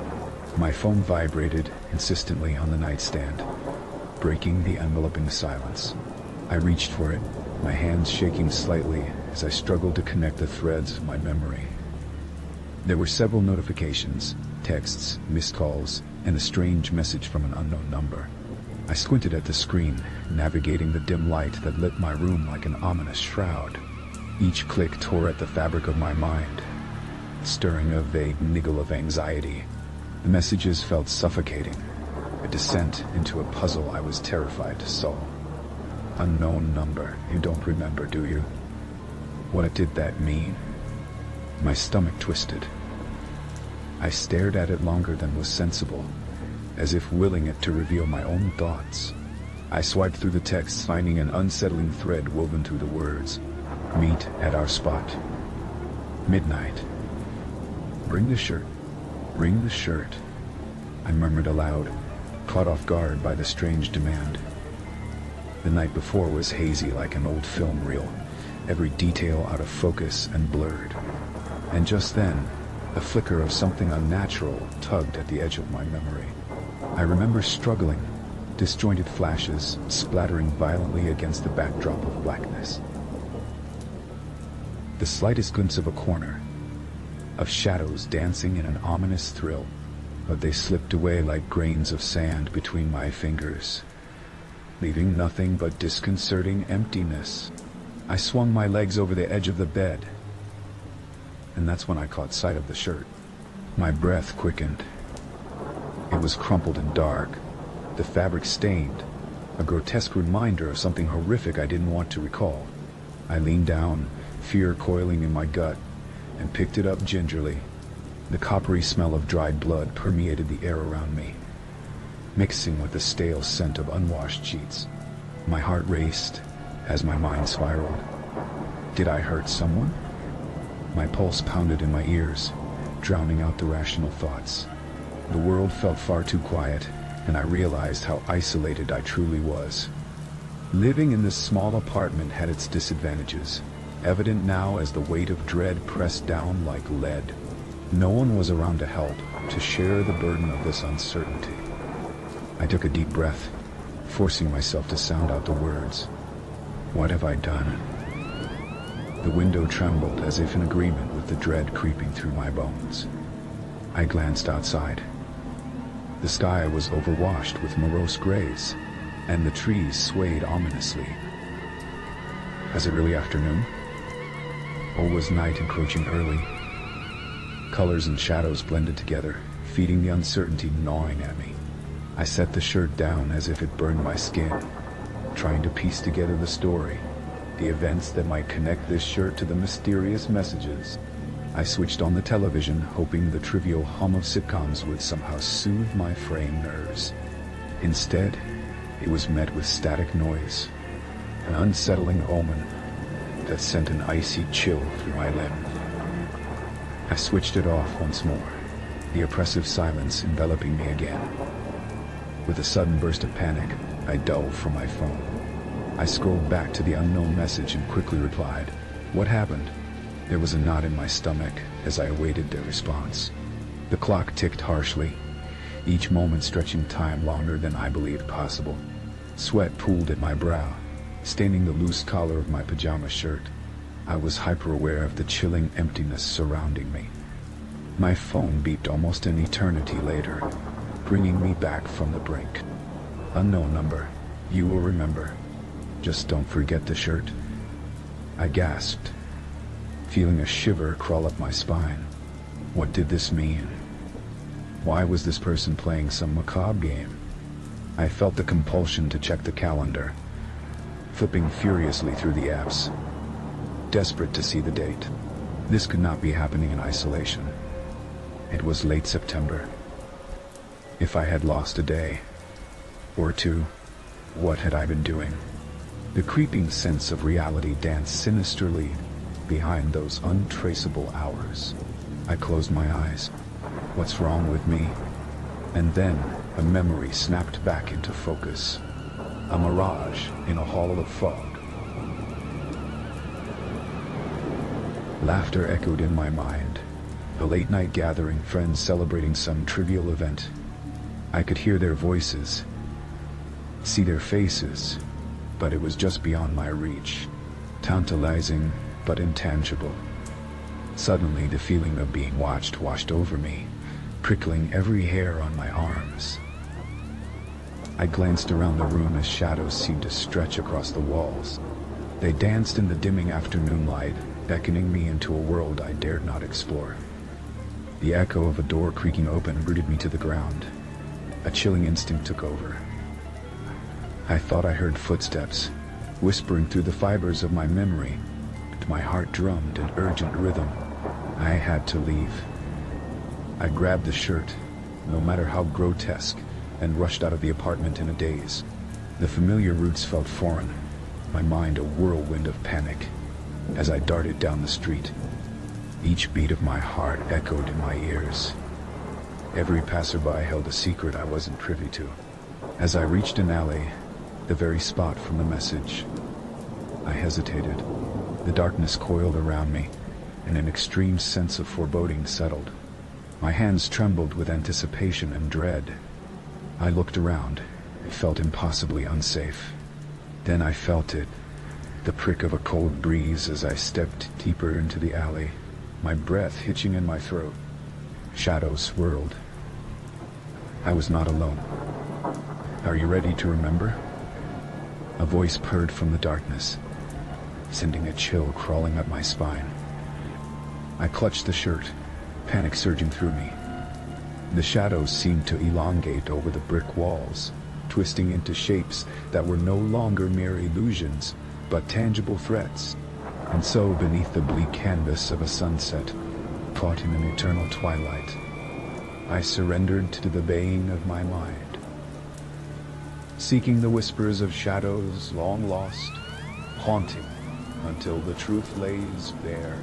As the night deepened, I braced myself. The memories would come back. Blood was not just a stain. It was a story waiting to unfold. The true horror of the missing time. Story 11. The neighbor's racket. Beneath the weight of twilight, the muted sounds of the city buzzed like an electrified hum. It was another mundane Friday evening, and I nestled into my worn-out couch, my only company the flickering TV screen and the distant sounds drifting in from my neighbor's apartment. Boys.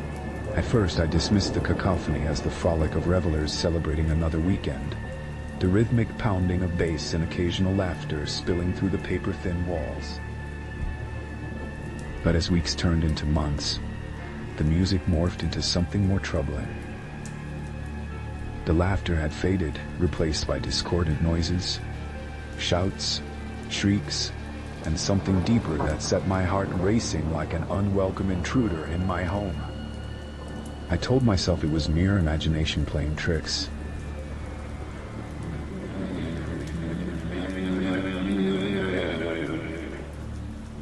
But after a particularly violent night of raucous cries and strange thuds that could only be compared to something, a body hitting the ground, I could no longer hide from the unsettling reality. Curiosity, fueled by a mix of dread and concern, gnawed at my guts. I couldn't stand the noise any longer. It felt as though I was living in a horror film, and I was determined to confront my neighbors, if only to ensure there wasn't someone who needed help. I took a deep breath, straightened my disheveled clothes, and journeyed to their door, my heart pounding an erratic rhythm of anticipation. The hallway was dimly lit, the flickering fluorescent light casting shadows that danced at the edge of my vision. As I approached their door, the noises intensified, morphing into something unrecognizable. An eerie chorus of groans and fierce thrashes. With a lingering hesitation, I raised my fist to knock, but just before I did, the door swung open. A man stood there, eyes bloodshot and wild, his hair unkempt like he hadn't seen a brush in days. "What the hell do you want?" he snarled, his voice churning with irritation. I hesitated, the flickering lights in the corridor illuminating his ragged appearance. "I wanted to talk about the noise," I managed, trying to sound bolder than I felt. I've been hearing some strange things coming from your apartment." The man squinted at me, as if weighing my intentions. "You don't need to worry about it," he said, his tone flat and void of any genuine apology. Just as I was about to respond, the door creaked open wider behind him, revealing a dimly lit glimpse of the interior. It looked empty.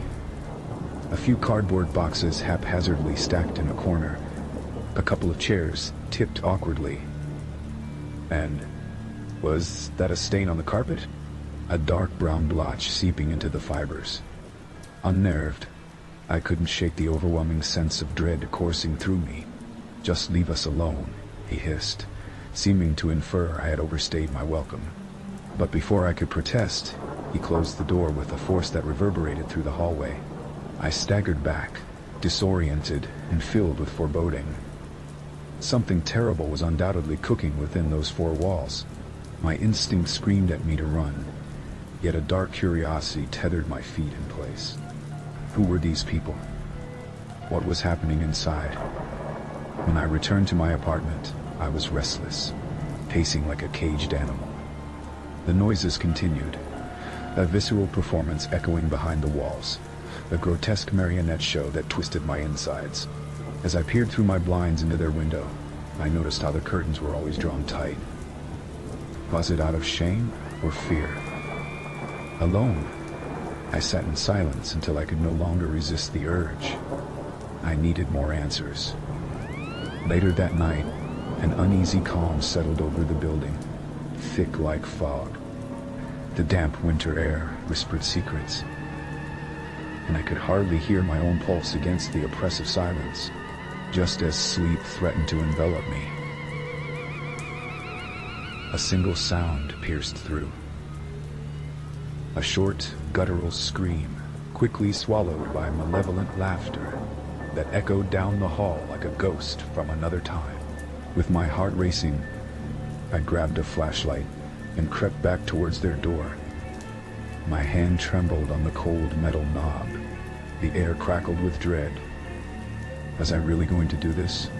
I took a moment to steady my breath, glancing around the dimly lit corridors before finally turning the knob. The moment I stepped across the threshold, a rancid odor assaulted my senses, stronger than anything I had encountered before. It was a sickening bouquet of decay and something metallic. My heart raced, but I forged ahead, the beam from my flashlight cutting through the gloom. The apartment felt like a mausoleum, the oppressive silence hanging heavily in the air. I cast my light around the room, revealing its disarray.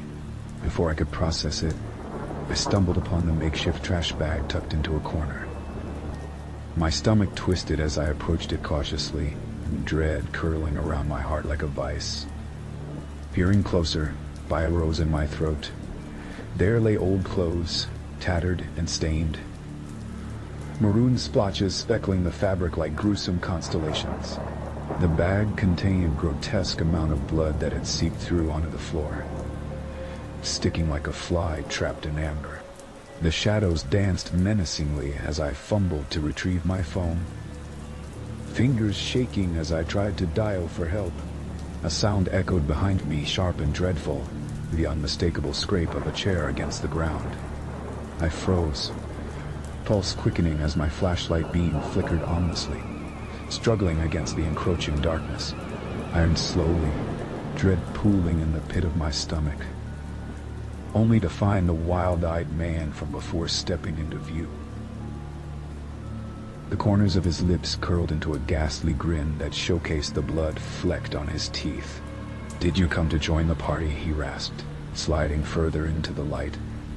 Behind him, something shifted. An indistinct shape that lay beyond the reach of my flashlight. Concealed in the shadows. I swallowed hard, my mind scrambling for words as I backed away instinctively. What's happening here?" The words tumbled out, barely coherent. He laughed, a chilling sound that resonated in the empty space. "It's just a little fun. Nothing for you to worry about." His eyes shimmered with a frenzied delight, and I felt a sense of foreboding so deep it could carve oceans. Before I could react, he lunged forward, but the overwhelming presence of fight, kicked in.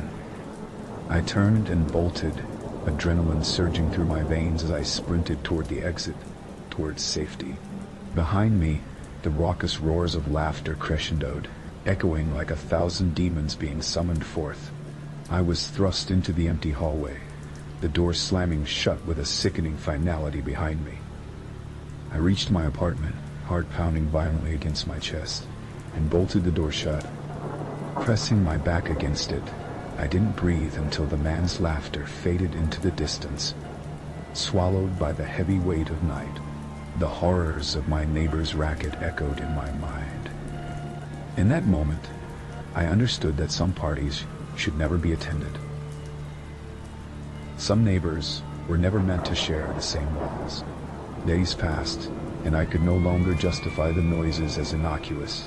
Night after night, the horrifying sounds erupted from their apartment like some kind of grotesque rhythm trapped in a loop.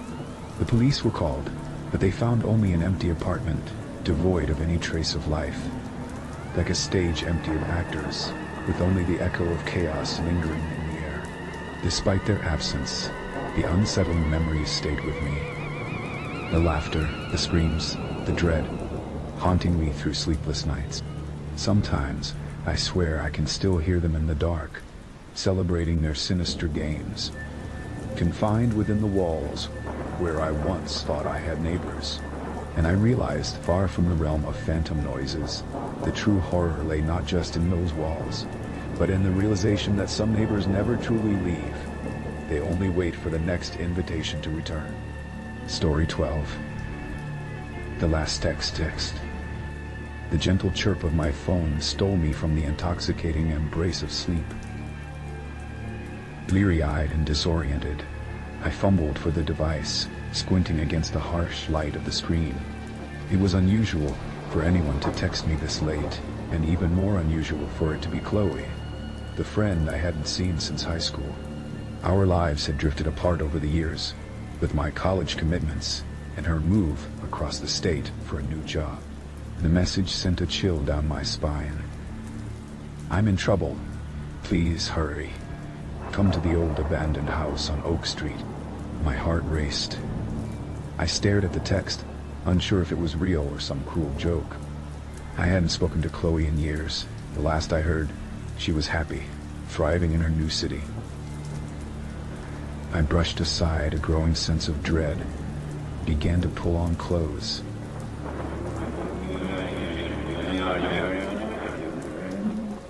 The urgency in her words feeding a gnawing worry. As I stepped outside, the air was crisp, tinged with the scent of damp earth from the previous night's rain. The path to Oak Street was dim, the moonlight painting ethereal shadows against the twisted trees. Each step felt heavier than the last, an oppressive weight pressed against my chest with every breath. Pine needles crunched beneath my feet, and distant sounds of the night surrounded me. The rustle here. Each noise amplified in the silence of my racing mind. The old house loomed ahead like a specter against a starless sky. Its dilapidated form was an affront to the surrounding landscape, with gnarled branches reaching for the crumbling roof and broken windows like empty eyes staring into the abyss. Chloe never liked this place. We had both agreed, during our childhood, that there was something inherently wrong about it. That's why I felt a shiver run down my spine as I approached the front door. which hung askew on its rusted hinges. The door creaked open at my slightest touch, revealing a dark hallway enveloped in shadows. Dust motes danced in the unveiled slivers of moonlight trickling through the broken windows above. My heart raced, loud in the oppressive silence, as I hesitantly stepped inside. Chloe? My voice was swallowed by the darkness, failing to carry as I hoped. I strained my ears, listening for any sign of movement. Chloe, are you here? No response. I forced myself further into the house, the floorboards groaning, a low and haunting symphony echoing around me. Lashes of our childhood memories danced through my mind. Days spent playing tag in the sun, her laughter ringing like bells, her stubborn insistence that this house was cursed. The old mansion had a history, or whispers of it at least, stories circulating in our small town of people going missing, and the echoes of screams that could still be heard by those brave enough to linger near. Chloe. I called again, desperation clawing at my throat. I stumbled into the living room, the musty smell of decay enveloping me. Broken furniture lay scattered like the bones of a long-forgotten beast. I could almost feel the air thickening, pressing around me, as if something were weighing heavy on my chest. In the far corner, shadows danced against the walls, darting and flickering, as if alive. Suddenly, my phone buzzed violently in my pocket. I jumped and pulled it out, my heart sinking as I saw the screen light up with another message. Don't trust them, they're coming for you too. A cold wave of fear washed over me, and instinct kicked in. I turned to flee just as the stale air felt electric. Suddenly, I was not alone. A figure emerged from the shadows, clad in dark clothing that blended seamlessly with the surrounding gloom. It was a silhouette, a haunting curve of a body that moved with an unnatural grace. I couldn't make out any features, only a chilling sense of familiarity that sent my pulse racing. Chloe? I whispered, fighting against the vortex of despair swirling inside me. But the figure only took a step closer, and in that moment, I felt the tendrils of panic rise. I turned, racing toward the front door, only to be blocked by another silhouette. This one looming and tall, its presence exuding a suffocating darkness. No! I screamed, my voice unrecognizable with terror. They moved together now, a synchronized ballet of shadows forcing me back deeper into the house. I stumbled through doorways and corridors, their whispering laughter echoing in the dark, a sound that resonated with deep malice. Just as I rounded a corner, I tripped, sprawling across the floor. My phone slipped from my grasp and skidded across the wood, bright and blinking. I could see the notification on the screen, illuminating the darkness around me like a beacon. I fumbled with desperation to reach it, but as I grabbed the device, a pair of cold hands wrapped around my wrist with bone-crushing force. I looked up, eyes widening, to see the familiar face of Chloe staring back at me, her expression marred with a twisted grin, eyes devoid of any warmth. Chloe? What happened to you? My words faltered under the weight of confusion. Help me, Jess, she crooned with a sickly, sweet voice that twisted my insides. I've been waiting for you so long. Wait, what do you mean? You were always the one, she whispered, and with an abrupt surge of power, she pulled me up. It felt as if I was floating, an out-of-body experience, as chaotic surrealism enveloped me. Dragging me into a world of shadows, the dark memories of our childhood, intertwining with something sinister. The two figures melted away, replaced by whispers of past regrets and fears laying dormant under the surface. I found myself unable to escape, swallowed by dark warmth that thrummed with an unsettling awareness. Chloe, this isn't you, I cried, tears brimming as panic escalated into rage. "Fight it!" But she only laughed, her sound aglow with malice, her form rippling as the house echoed. The walls around me warped, transforming into chasms of despair, the floor beneath stretching into a great maw ready to consume me. As I struggled, the familiar weight of forgotten fears crashed over me. Every secret we had buried, every night filled with ghost stories, lingered now, demanding attention.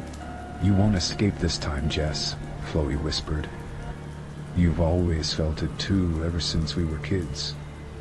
And in that hard moment, I realized with chilling clarity that it was never just a house. It was a trap.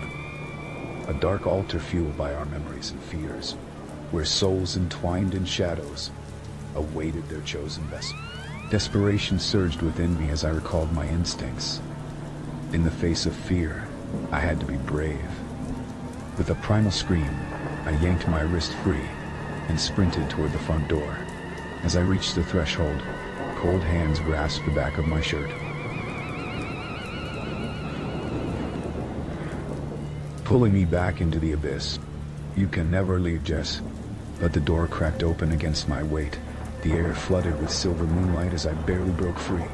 Stumbling outside into the intoxicating chill of the night, I fell to the ground gasping, adrenaline coursing through me like fire. Behind me, the haunting silhouette dissipated, mingling with the shadows as I felt the weight of something shift, the house releasing its hold. Desperate to put as much distance between me and the horror I had just witnessed, I fled back into the night, leaving the whispering darkness behind.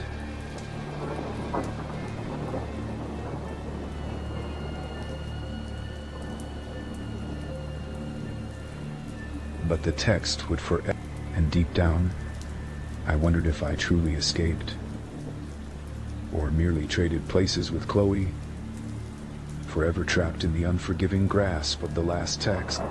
Story 13. The Collector. The late afternoon sun cast long shadows across my porch, a peculiar stillness settling over our quaint little town, a place where everyone knew everyone.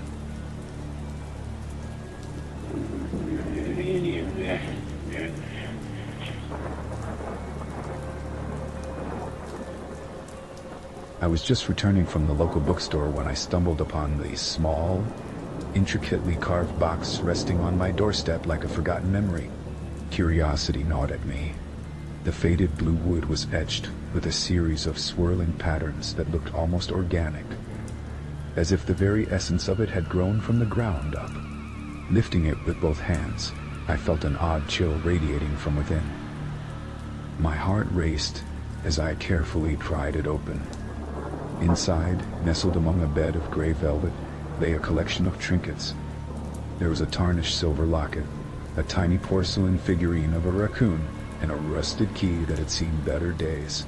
Each item was accompanied by a small tag inscribed with a name: Clara Johnson, Elliot Morris, and Renee Hargrove. My breath hitched in my throat as I perceived the names. These were individuals reported missing over the past year. Each case widely covered in the local news, cases that had unsettled our community. As I lifted the locket, a rush of memories flooded back. Clara Johnson's disappearance had sent a ripple of fear through our town. She had been a bright soul, always helping organize community events, her laughter echoing through the streets like a warm embrace. Her absence left a gaping hole, one that no one dared speak of. I carefully turned the locket over, feeling its coldness against my skin. The clasp flicked open with a gentle nudge, revealing two hauntingly beautiful portraits, one of Clara as a child, and another of a girl that looked astonishingly similar, but older. A chill spidered across my spine as I closed it quickly, the click of the latch punctuating the silence. My phone buzzed violently against my leg, dragging me back to the present. It was my friend Tom, his name, lighting the screen. "Hey," I answered, still rattled by the discovery. "Dude, did you hear? They found another one," he said, urgency threading through his voice. A missing person? Who? I asked, the tension coiling tighter in my chest. Carissa.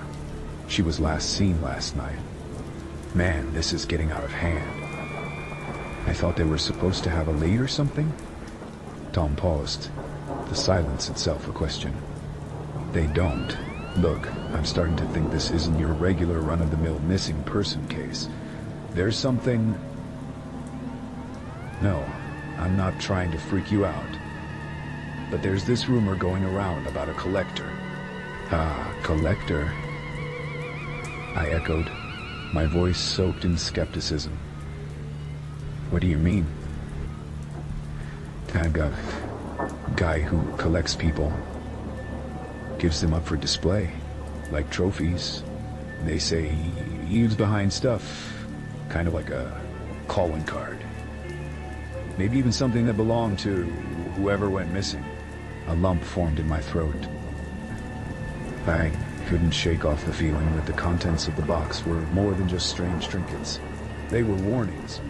I think I found something, I said hesitantly. What? What did you find? I quickly described the box and its contents. Tom, the names on these tags, they're all people who have vanished. This is serious, he said, his tone shifting. You need to get rid of it. Burn it. Maybe even... There was a loud crash outside my window, followed by a low, unsettling laughter. I whipped around, heart racing, but there was nothing there.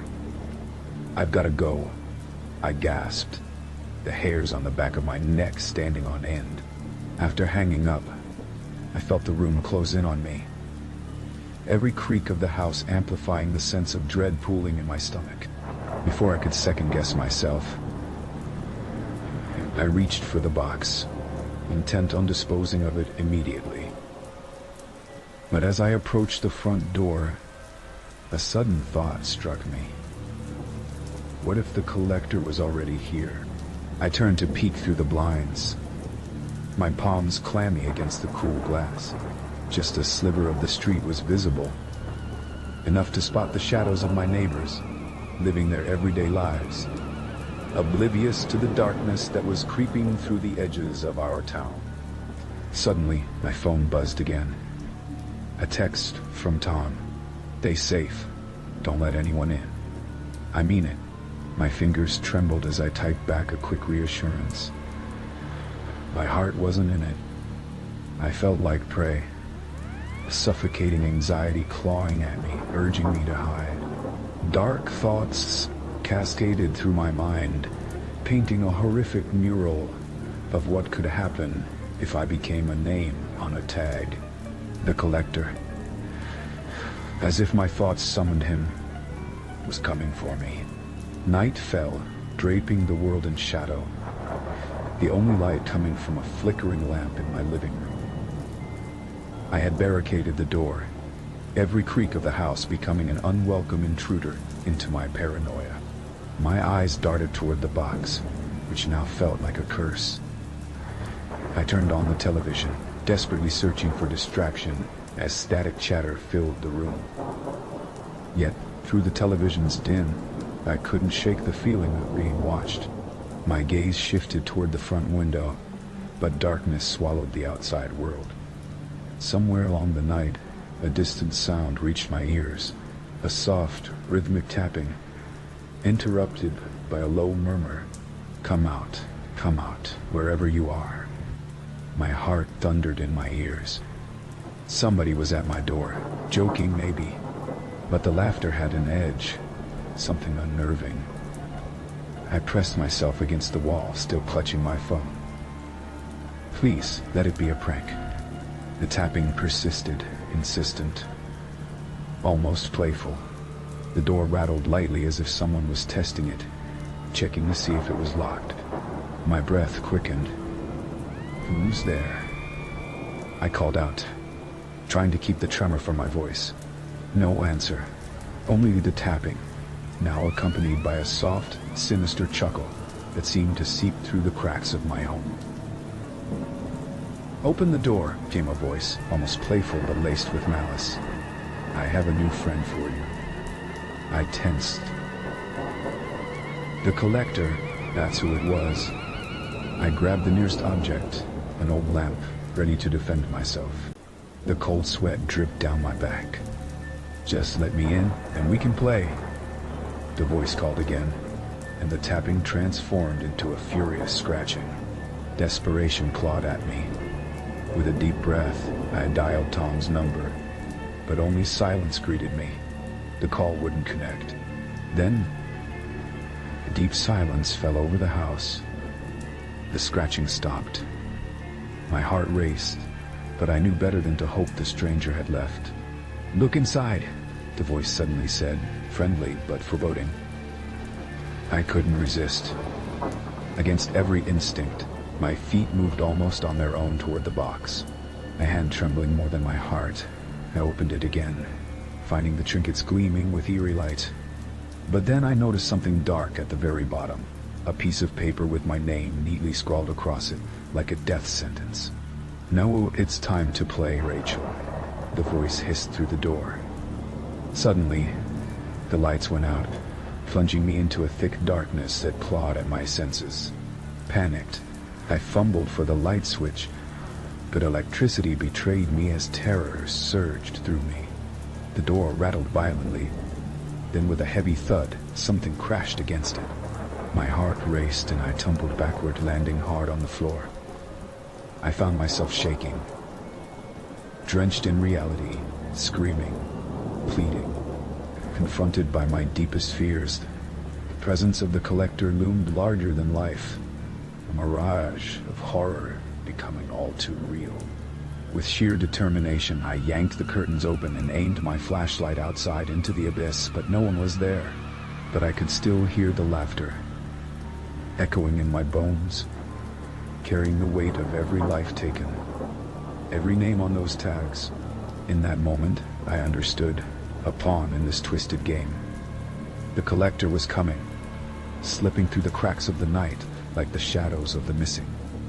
And soon I wouldn't be the one left behind. I stumbled to my feet, adrenaline lashing the edges of my panic, hastily snatching up the box. I bolted for the kitchen, fueled by terror. As the door rattled harder, I emptied its contents onto the table, scattering the trinkets like a warning. There was one last thing I could do. Grabbing the locket, I threw it into the open flames of the stove.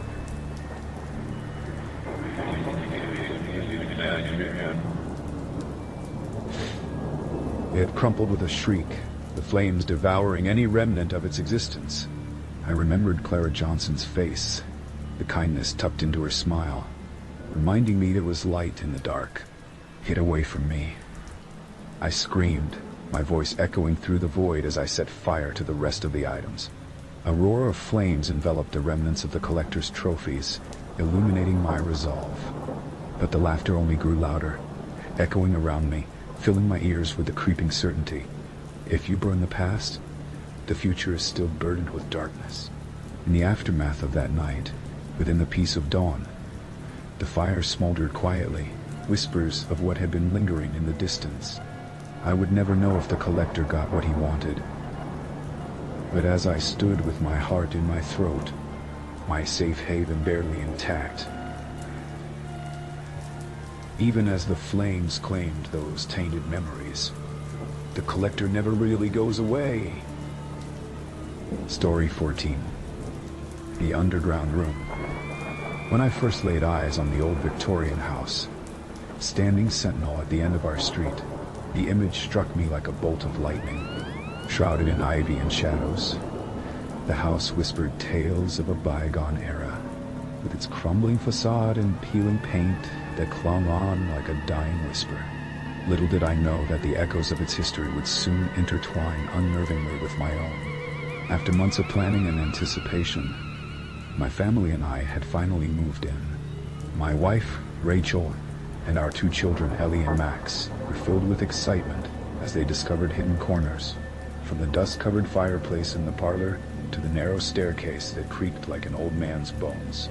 Our dream home, I thought, a blank canvas for us to etch our family memories into. The renovations began in full swing. We ripped down wallpaper that had long since faded and pried up floorboards that revealed secrets of the past. With every nail I struck and every beam I stripped, I felt an unsettling weight pressing down on me, as if the house held its breath, waiting for some unknown reveal. One Saturday afternoon, armed with a crowbar and my tools, I ventured down into the basement, a place that felt more like a tomb than a basement. The air hung thick with the scent of mildew, and shadows danced unsettlingly across the clay walls as I worked. The only sounds were my own breathing, and the distant echoes of unfamiliar creaks that seemed to emanate from the house itself. As I pried up a loose floorboard, I stumbled upon a mysterious trapdoor concealed beneath a layer of dust and decaying wood. It was small, just wide enough for a body to fit through. My heart drummed faster. Curiosity urged me on even as a whisper of fear tickled my spine. I knelt down, grasped a cold metal ring embedded in the door, and pulled. With a heaviness that belied its size, the door swung open, revealing a cramped, dark space beneath. I shone my flashlight down and felt a chill gripping my insides. The air that wafted up was stale, as if it had been trapped for decades, holding memories too dark to breathe. I hesitated, but, fueled by an inexplicable compulsion, I climbed down the narrow steps. As my feet touched the earth below, I flicked on my flashlight, and the beam illuminated a small room. Dust motes danced in the air like restless spirits, and my heart sank as I surveyed the space. The walls were lined with old photographs, framed and meticulously arranged. Each image depicted families from another time, their gaze hauntingly fixed on something beyond the camera. I approached the first frame, the light glinting on the glass. The family was dressed in archaic clothing. A somber-looking father, a mother with a tight-lipped smile, children whose eyes seemed to follow me. It felt like they knew something I did not, their stares heavy with unspoken words. Then my breath hitched in my throat as I spotted the last photo, larger and more prominent than the others. It depicted a family portrait, 5 figures standing outside a home that looked hauntingly familiar, the structure echoing our own Victorian house. My heart raced as I leaned closer, my pulse pounding in my ears. I felt an electric jolt when I recognized them. The children wore clothes that Ellie and Max had in their wardrobes. The father bore striking resemblance to me, and the mother... It was Rachel, or at least a woman who looked just like her, down to the same gentle curl of her hair. What is going on? I thought wildly, a cold sensation sweeping through my veins. I glanced at the date inscribed in the corner. It read, August 14th, 1923. There was nothing in the photo that suggested time had moved on.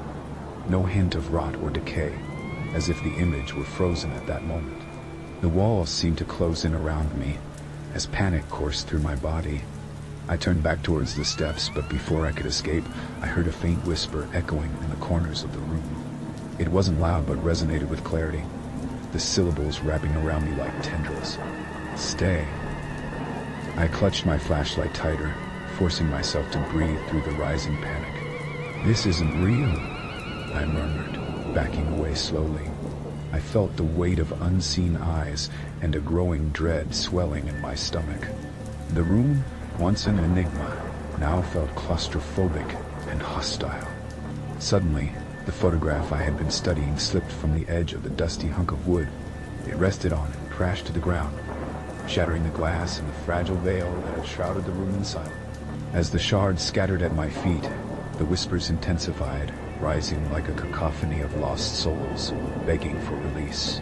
Stay, the voices implored again, louder this time, mixing with the anguished laughter of long-forgotten children echoing throughout the chamber. I didn't wait to understand.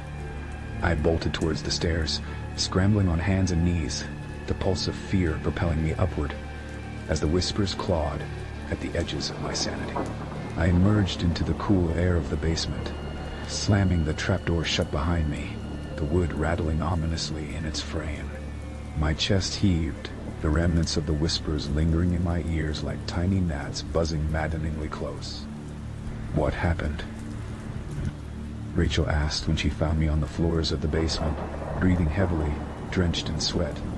I could see the worry in her eyes, but I could not bring myself to share the horror of what I had encountered.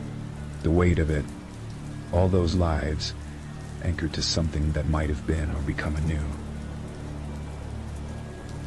settled heavily on my heart. In the days that followed, I tried to shake the experience, but shadows seemed to linger in every corner of the house, whispers curling through the air when the night fell. I avoided the basement, closing its door with an urgent finality. I can't let it consume us, I told myself. But the house knew. It understood my fear, feeding off my silence. It grew increasingly restless, creaking and sighing, as if warning me of what awaited below.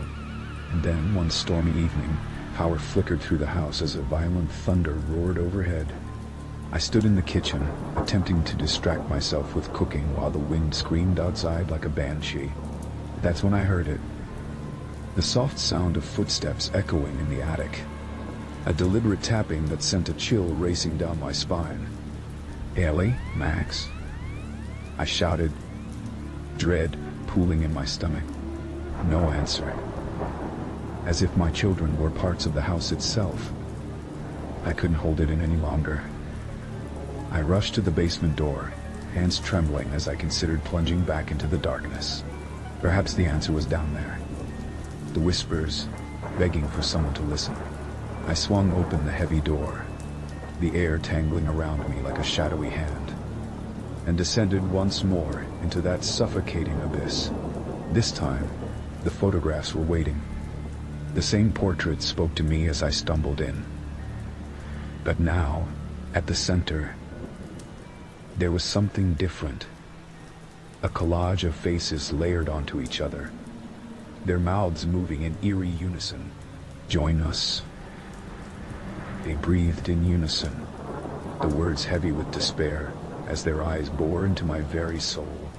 A surge of terror propelled me forward. I had to find Rachel, Ellie, and Max. I stumbled back towards the stairs, terrified that the trap door behind me would close forever. The souls, the families of a past that yearned for a future they never had, were trying to pull me into their world. I burst through the door just as my children materialized in front of me, their innocent faces momentarily illuminated by the soft glow of the flashlight, now casting monstrous shadows behind them. "Daddy!" they yelled, their voices laced with sweetness, but I could see the flicker of understanding in their eyes. The echoes of children who had long since been lost to this house, just as they threatened to be. I could no longer remain silent. I had to protect my family, tether us to the living as I might rip us out of the grasp of the dead. "I found something," I whispered to Rachel, panic-stricken as I rounded up my wife and children toward the exit. "Something dark waits below. We must leave tonight." And so we did. I turned my back on that cursed room, dilapidated and haunted, spinning further into the night. Some cosmic force tugging away every shred of familiarity, until it was shadows that lingered in the empty rooms. The haunting whispers became background noise, faded but never forgotten. Even as we drove into the dawn, the warmth bathing us in its light, allowing the daylight to cleanse the remnants of a fractured past as my family clung to their present. But in the silence that followed, I couldn't shake the feeling that the house watched, its eyes tethered to our memory like a fanged predator.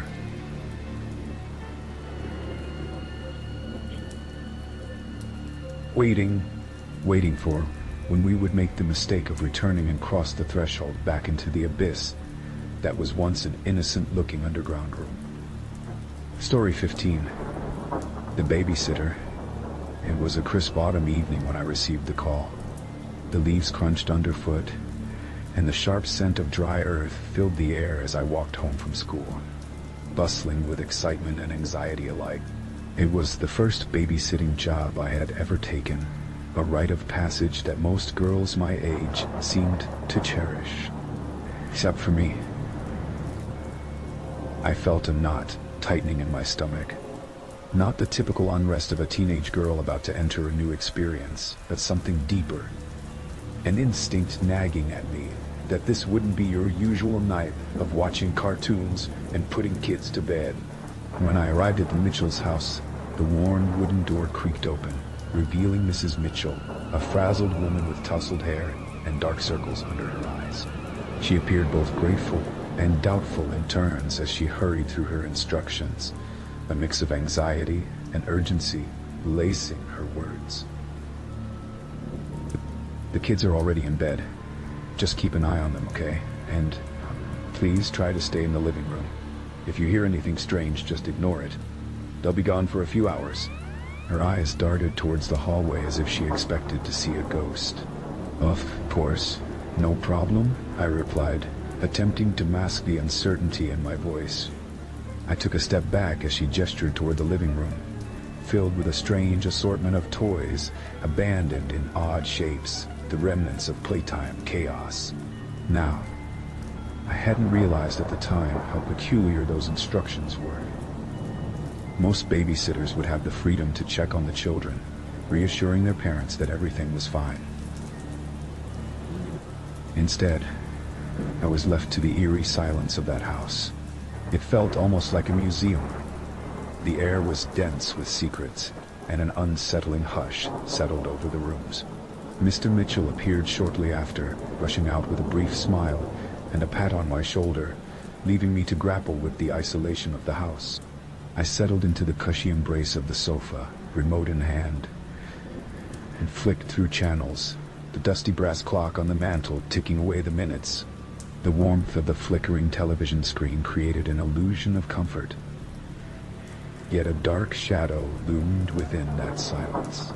As the minutes turned into hours, my attention drifted from the television to the shadows cast by the dim light.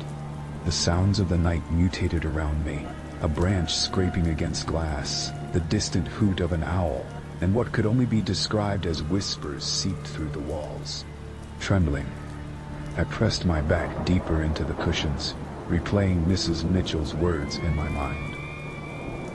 Ignore it. Just ignore it. But curiosity clawed at my instincts. The first half hour passed uneventfully, with only the occasional rustle of fabric from upstairs. Maybe the kids were restless, I thought, embracing the childlike imagination that bubble-wrapped every sound. I ignored it just like Mrs. Mitchell advised. But then came the unmistakable creak of footsteps drifting down the corridor. They were not the soft patter of small feet, nor were they the hurried steps of parents returning home. They were heavy, deliberate, echoing with a sinister familiarity as they approached slowly, calculating their movements. My heart raced. I clutched the remote tighter, nerves tangled in my stomach as I fought an intense wave of nausea. Stay calm. Just stay calm.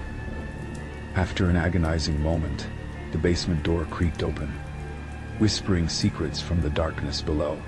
An icy draft washed through the living room, a metallic scent lingering in the air, as if someone had just opened a door to a great abyss. The hairs on the back of my neck bristled, and I strained to see the bottom of the stairs from my position on the couch, my heartbeat dictating a rhythm of fear. Hello? I croaked, my voice barely above a whisper. Nothing answered, just the cool draft coiling tight around my throat, squeezing. When silence reigned for a few moments too long, I made my decision. I stepped off the couch, legs trembling as I creeped toward the ominous basement door. The flickering light overhead seemed dimmer now, and the hallucination of movement in the shadows sent chills down my spine. The whispers had stopped, replaced instead by the quickening thud of my heartbeats. Swallowing my fear, I edged the door open, the familiar creak, now an awful wail in the dim stillness of the hallway. The basement stared back at me like an open mouth, dark and deep, swallowing the remnants of light. I felt the cold concrete beneath my foot as I descended, each step awakening a new anxiety. Dread pooled in my gut. I ventured further, my fingers brushing against the cold wall, searching for the light switch. I found it, flicked it on, and gasped. The basement was filled with incomprehensible clutter. Boxes of forgotten memories, scaffolding, and wilted plants had taken residence. There was an old piano draped beneath a dusty sheet, its presence silent yet haunting. They had lived in this house long enough to accumulate a wealth of things, yet that was not what set me on edge. It was the unmistakable sound of a whisper crackling from deep within, an echo reverberating against the concrete. I backed away slowly, inching back toward the staircase. The whispers turned to mutters, singular words clawing their way into my mind, incomprehensible and chaotic. Suddenly, there it was again. The sound of footsteps.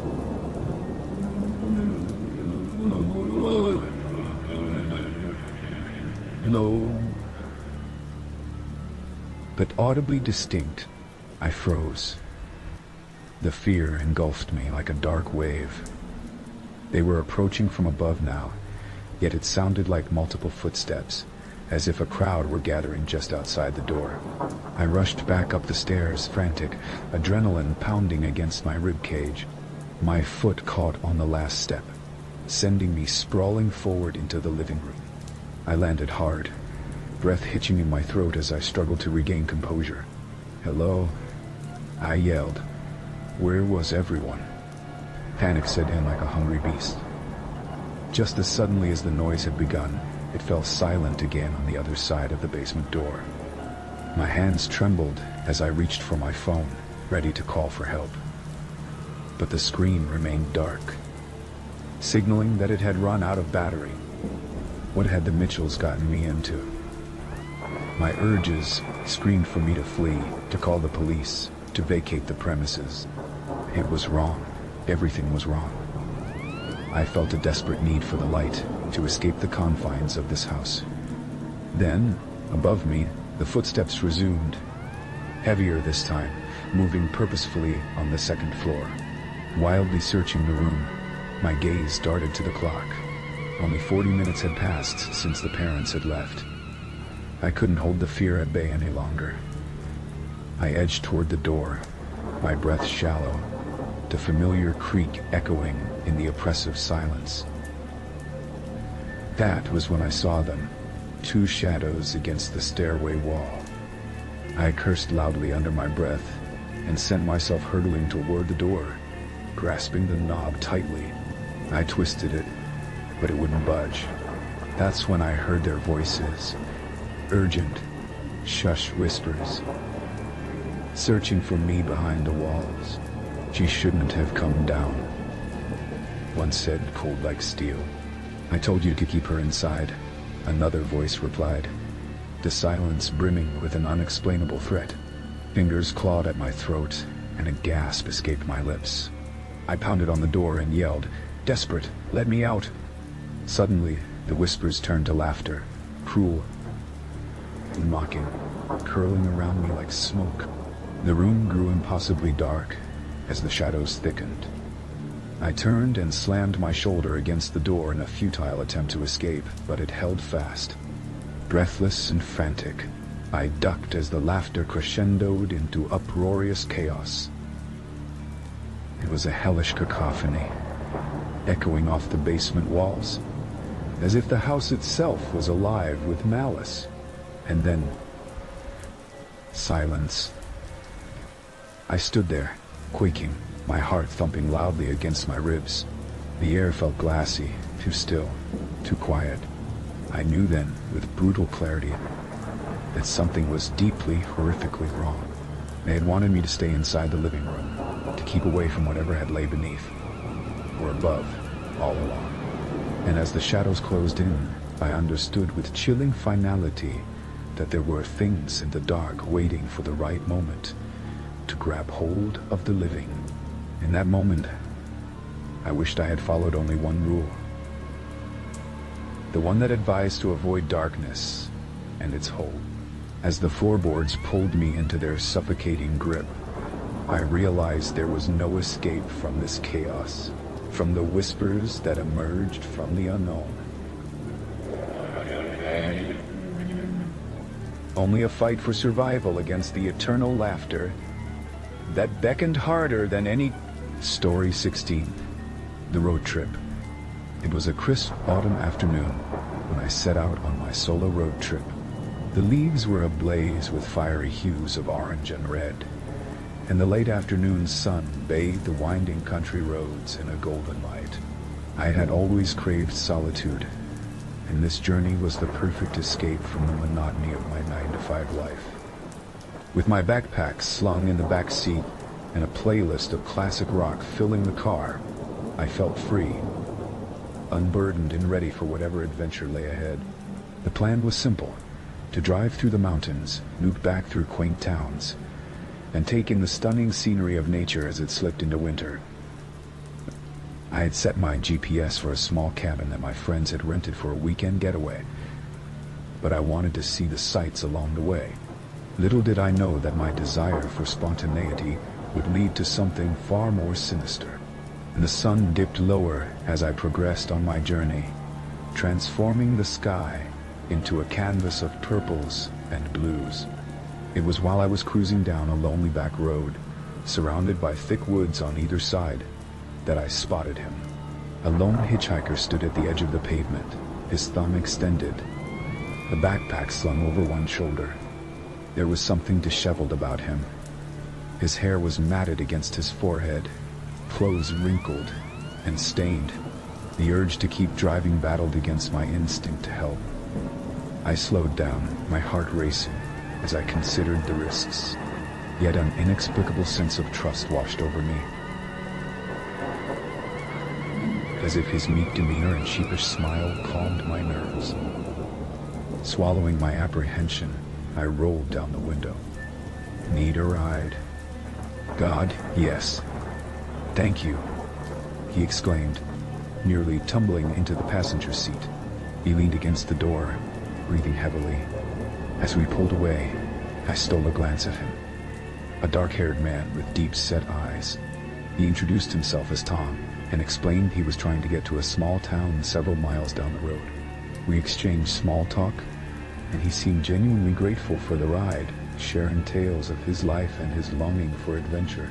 His words came out in a rapid-fire manner, and I found myself oddly charmed by his energy.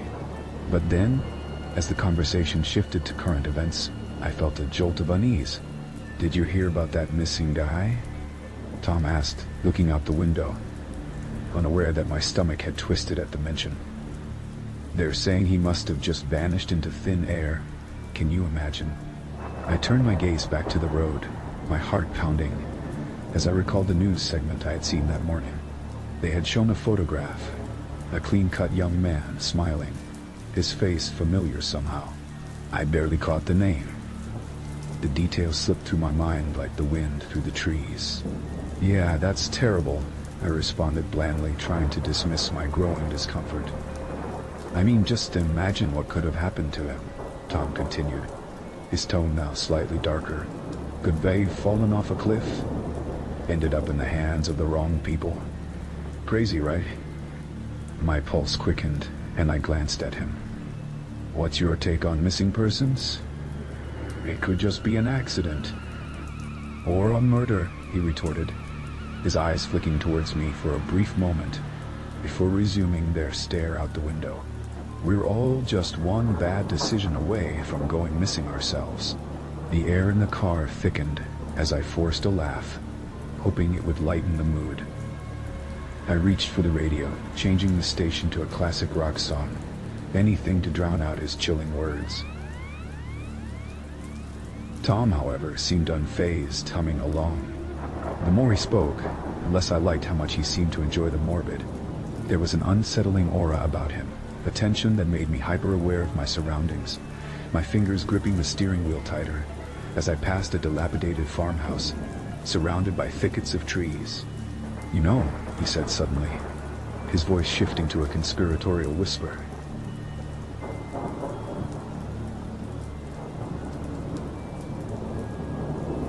found someone to find me. Someone determined. What are you talking about?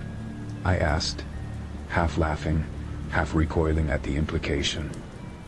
Just saying, he shrugged, a smile creeping onto his lips. Might be a 1 in a million chance, but you seem like you'd be that person. You've got that adventurous spirit. I swallowed hard and remained silent, feeling the weight of his gaze. In the dim light of the car, I felt uncomfortably exposed. The more I looked at him, the more I felt like I was staring at a stranger lurking under a thin veil of charisma. Deep inside, warning bells rang. I was no longer just giving a ride to a hitchhiker. I felt like I was driving with the embodiment of the missing person, someone whose fate could intertwine with my own. As we left the main road, following a narrow dirt path toward the cabin, the trees began to close in around us like a shroud. The friendly chatter had dwindled to an eerie silence, filled only by the sound of the gravel crunching beneath my tires. I breathed deeply, desperate to calm myself, as I took a glance at Tom's face. With a grim expression, he stared out at the woods, appearing lost in thought. It was then that I noticed something out of the corner of my eye, flashes of white glinting amidst the undergrowth. Instinctively, I slowed down, squinting to discern what it was. A white sign partially hidden by leaves. As we got closer, the realization sent a chill through me. It read Porter's Hill, the last place mentioned in the missing persons case. The image of the boy's face flashed back into my mind, and dread clenched my gut. "Let's get back to the main road," I said, my voice trembling. "I thought you wanted to explore?" Tom's smile returned, but his eyes darkened. "Just maybe take a little detour, see what the woods have to offer. Maybe you'll find what you're looking for, or perhaps find something new altogether." "Are you joking?" I glanced over at him, my hand now on the wheel with a purpose. His gaze intensified, the warmth draining from his expression. "Come on. Let's see how deep this rabbit hole goes," he said, but his tone had shifted. It was both an invitation and a challenge. "No," I whispered, the corner of my mind screaming at me to focus on the road. I pressed my foot on the accelerator, the tires turning gravel into dust. Tom's laughter erupted sharply and I flinched. "Oh, don't be scared, not everyone is going to make it back tonight." With every mile I sped away, his laughter echoed in my ears, a haunting melody that sank into the fabric of the twilight. Fear clutched my heart, and I didn't dare look at him again until we reached the cabin. My mind raced with possibilities as I turned off the engine and sat in the darkness, the weight of the moment crashing over me like a tidal wave. "Thanks for the ride," he said, his voice silky smooth, masking an undercurrent of menace. "I'll remember this night, especially if you decide to come looking for me." A chill ran down my spine. I fumbled for the car door, adrenaline shooting through my veins. "I think I should go now." "Sometimes we don't get to choose," he murmured, leaning back in his seat, the moon illuminating his face in an eerie glow. "Life isn't as simple as turning around." I shoved the door open, scrambling out and sprinting toward the cabin, metal stinging my fingertips as I gripped the door handle desperately. I slammed it shut behind me, locking the door as though it could keep whatever nightmare was now lurking outside from following me inside. Peering around the cabin's dimly lit interiors, I felt the cold press of fear closing in. I could hardly shake off the memory of his words as they echoed in my mind. What had I invited into my life? My thoughts spiraled into paranoia, wondering if he was still out there, or if he had slipped away into the darkness, lost to the world like the person I couldn't forget. Trembling, I reached for my phone, intent on calling my friends. Suppressing the fear that threatened to overflow, I glanced out the window towards the darkened woods, only to see shadows flitting near the tree line. The shadows grew darker, moving with an unnatural fluidity, and suddenly I was flooded with a feeling of bone-deep terror. Suddenly, someone knocked on the door. A shiver raced down my spine as I froze, staring at the door. I could hardly breathe, my heart pounding as the beating reverberated through the still cabin. "Let me in, please." Tom's voice was too damn cheerful. "You're not getting rid of me that easily. We had so much more to talk about." My breath caught, and I glanced towards the single tiny window, catching a glimpse of the darkness outside. I realized then, it was never about a ride. It had always been about the dark thrill of the chase, his relentless pursuit of what lay hidden within. I realized, in horror, that the road trip had only just begun. Story 17. The Echoing Laughter. There's a thin line between adventure and folly, and it is often blurred by the thrill of the unknown. On that fateful Saturday, my friends and I, with boosted spirits and adventurous hearts, decided to explore the abandoned amusement park outside of town, a place rumored to be haunted. As we entered, the broken Ferris wheel loomed ominously over us, its steel frame rusted and peeling, a grim reminder of the joy it once ushered. The sun hung low in the sky, casting elongated shadows that seemed to reach out for us as night slowly encroached. The scent of damp earth mixed with the stale scent of neglect filled the air. With each step, we were enveloped in a heavy silence, broken only by the occasional rustle of leaves or the creak of a metal structure. We ventured deeper, each corner revealing remnants of laughter past, colorful tickets blowing in the wind, a dilapidated carousel standing still, its horses forever frozen mid-gallop. "Come on, let's check out the haunted house," Jake suggested, his voice a mix of eagerness and dread. The haunted house, known for its dark corners and unsettling history, beckoned to us like a siren. I hesitated, a chill creeping up my spine. But the thought of turning back felt even worse than a simple fright. As we approached the entrance, the air thickened. 10-foot-tall shutters swung airily as though welcoming our entry. A broken sign creaked overhead, the letters barely visible. Fright and delight. A bad omen, I thought, but curiosity drove us forward. Inside, the dark corridor was plagued with the essence of decay. Old bloodstains marred the wooden floors, and the walls were lined with dusty cobwebs that hung like ghostly curtains. With the beam of our flashlights darting around the shadows, our laughs mingled with nervous energy, filling the oppressive silence. But even our own laughter, once a source of comfort, began to morph as it bounced unnervingly against the walls. A pitch too high, too manic. Everything shifted when we heard it. The laughter, low and echoing, drifted through the corridors like a playful spirit joining our party. "Did you hear that?" Sarah said, stopping mid-stride. Her face drained of color.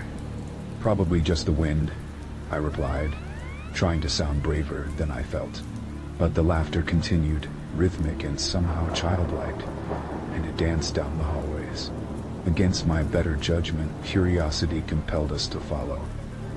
The laughter led us deeper into the maze of darkness, until we found ourselves standing in the remnants of a game booth. Rows of broken carnival prizes lay strewn about, their bright colors faded to ghostly hues. I could feel my heart thundering in my chest as a faint giggle pierced the air again.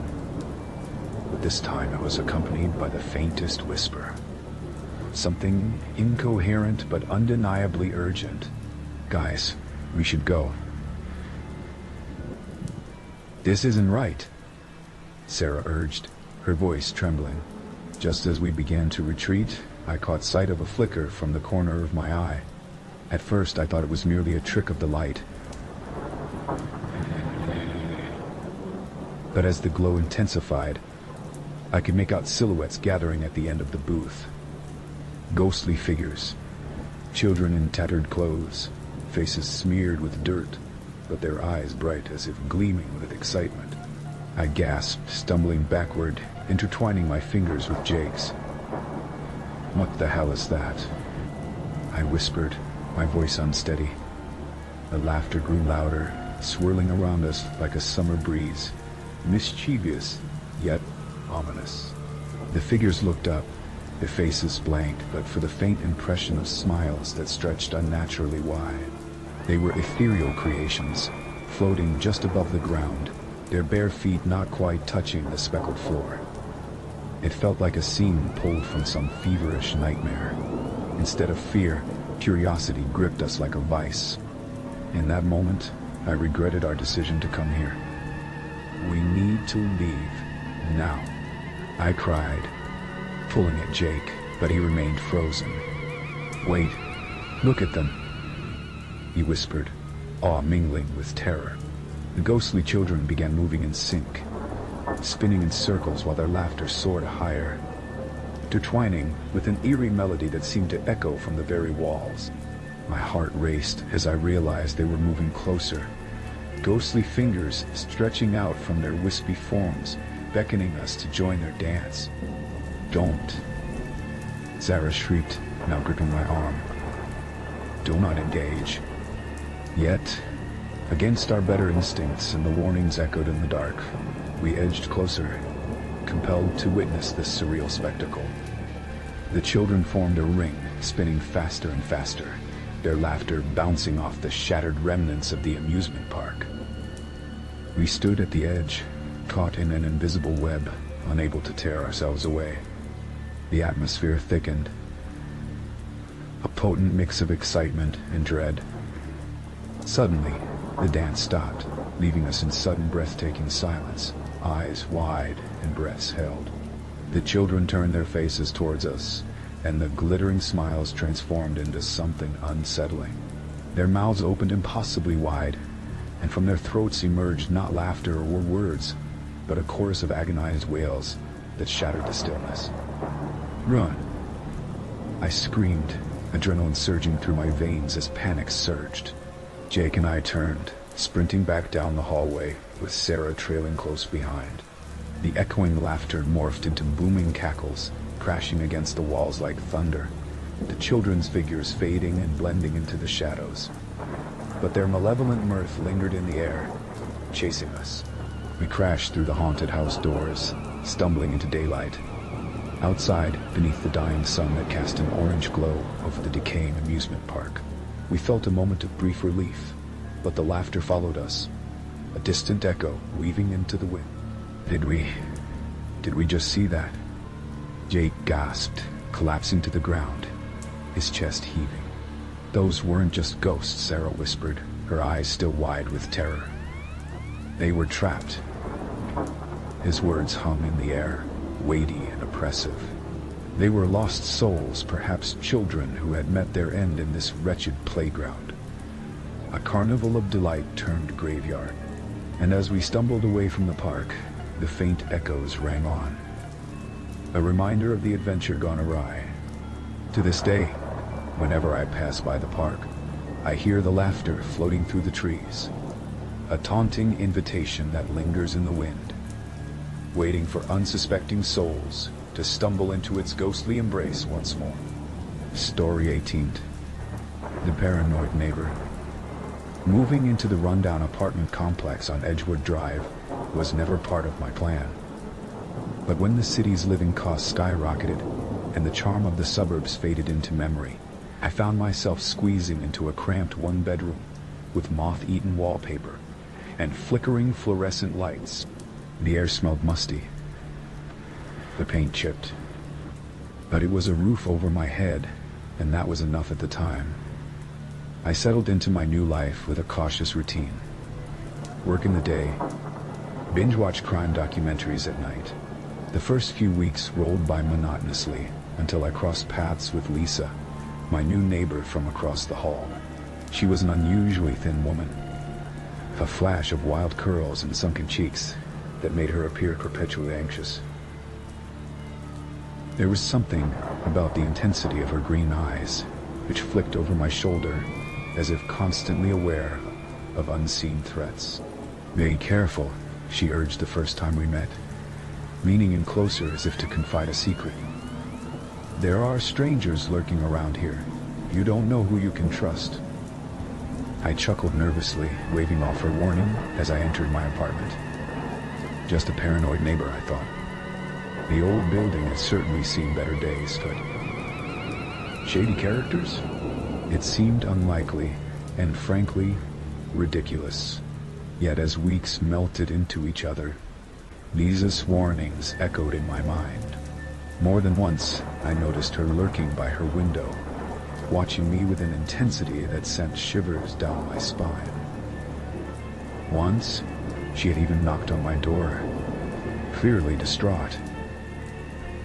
I saw someone in the parking lot last night, just standing there, she whispered, her voice trembling. I think he's been watching you. The shadows danced across my apartment walls, and I felt the hairs on my arms stand up. She didn't appear to be drunk or on any drugs. This was genuine fear twisted into paranoia. One evening, a thin curtain of fog draped over the complex. I was headed out to grab some dinner when I saw him.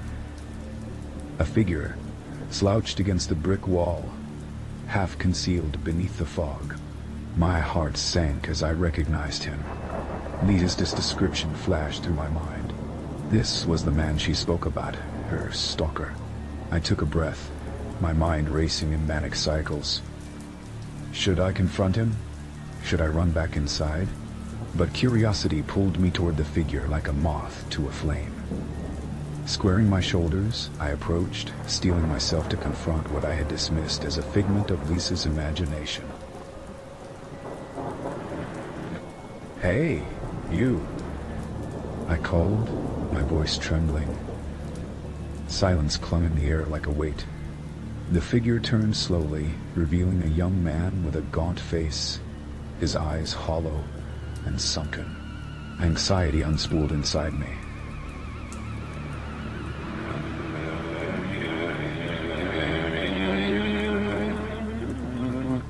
Can I help you? He asked, surprisingly high-pitched. It wasn't menacing, but it sent a jolt of discomfort through me. You've been standing here for a while? Just watching the world go by, he mumbled, shifting his weight awkwardly. My gut twisted deep inside.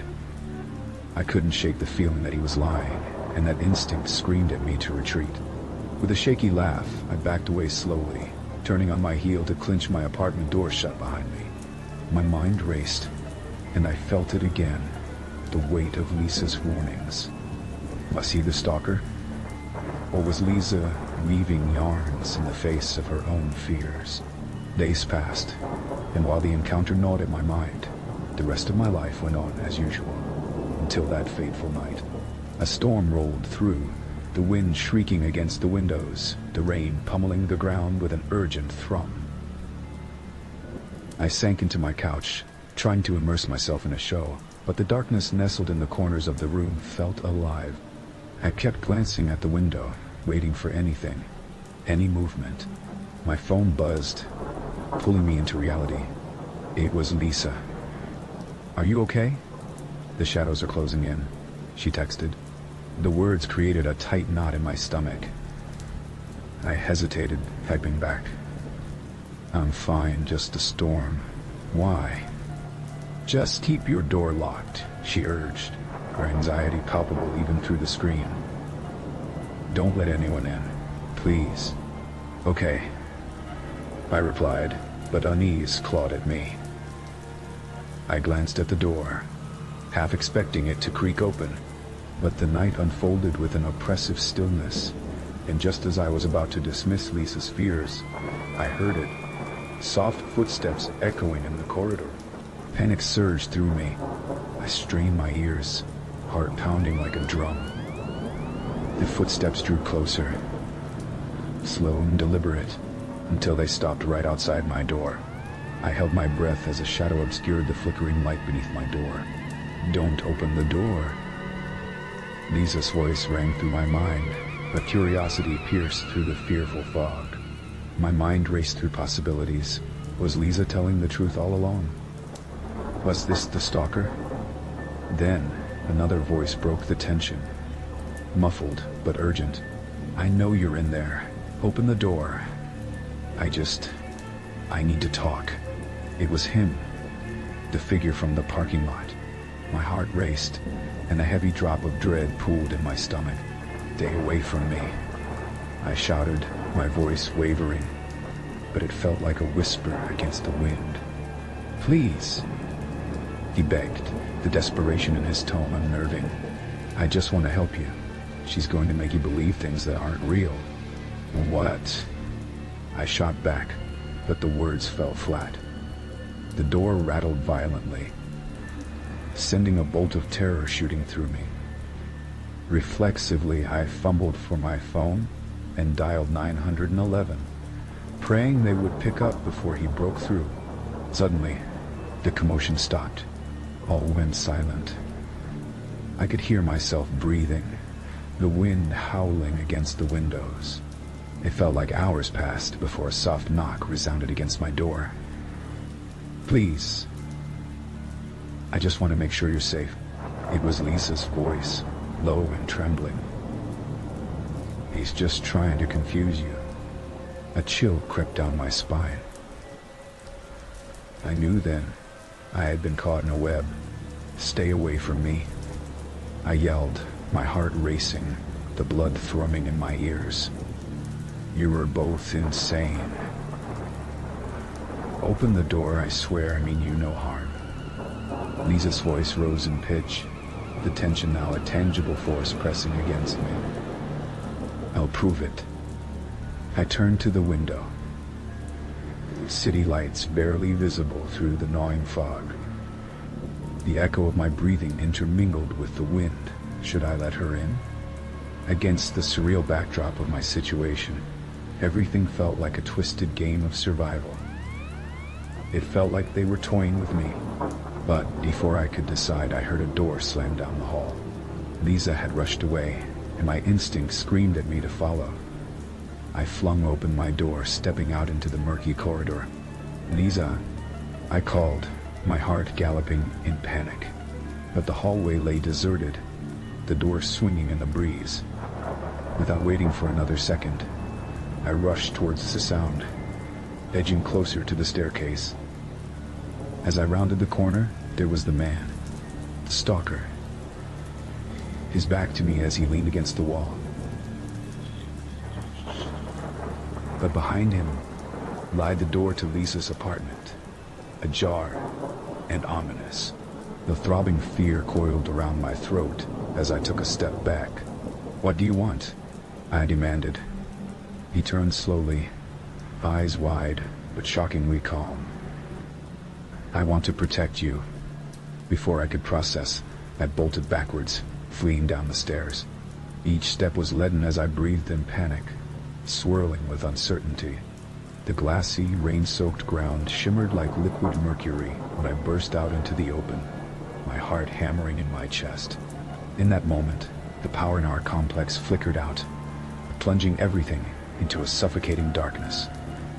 I lost my bearings, barely able to see where I was going, but the chill creeping up my spine drove me away from both the apartment and the figures haunting its shadows.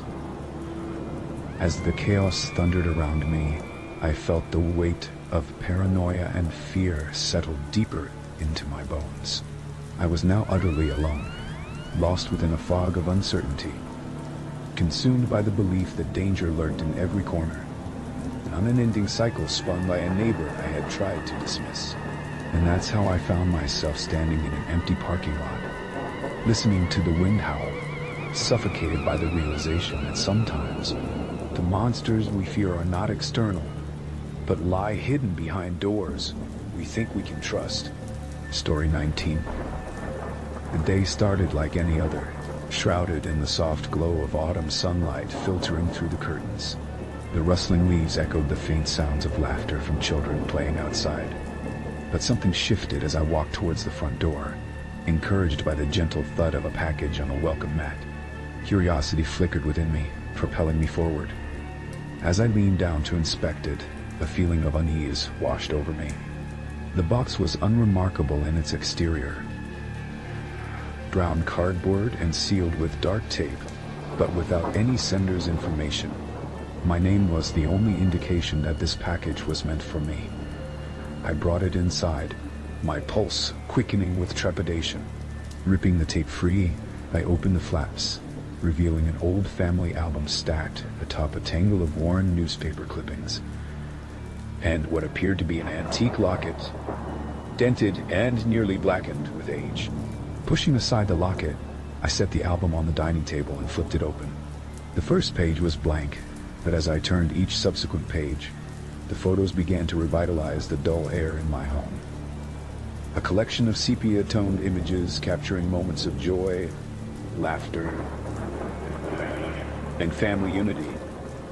However, as I examined each photograph closely, a chill leapt down my spine. Images of a family sat together, framed by familiar backdrops that echoed my own. Living rooms unmistakably styled from an era long before I was born. Play kitchens and swings, set in yards next to white picket fences. It was uncanny, as if I was staring at my own family, a mirror of our life in a twisted time warp. But then there was the unsettling detail that jolted my heart. The faces smiled wide and proudly, but those smiles grew increasingly sinister with time. Each figure wore an exaggerated grin, eyes glimmering like dark marbles, watching, reading. The tension in my chest heightened as I flipped through more and more pages. The smiles began to warp, stretching impossibly wide across their faces until they seemed to contort into sinister visages. I instinctively glanced over my shoulder as if I could feel their eyes boring into me from behind. The next page unveiled a spine-tingling photograph. A family gathering was depicted, yet something discordant plagued this scene. My own parents and siblings sat at the table, adorned in a similar manner. They wore matching outfits that mirrored my family's Christmas picture from years ago.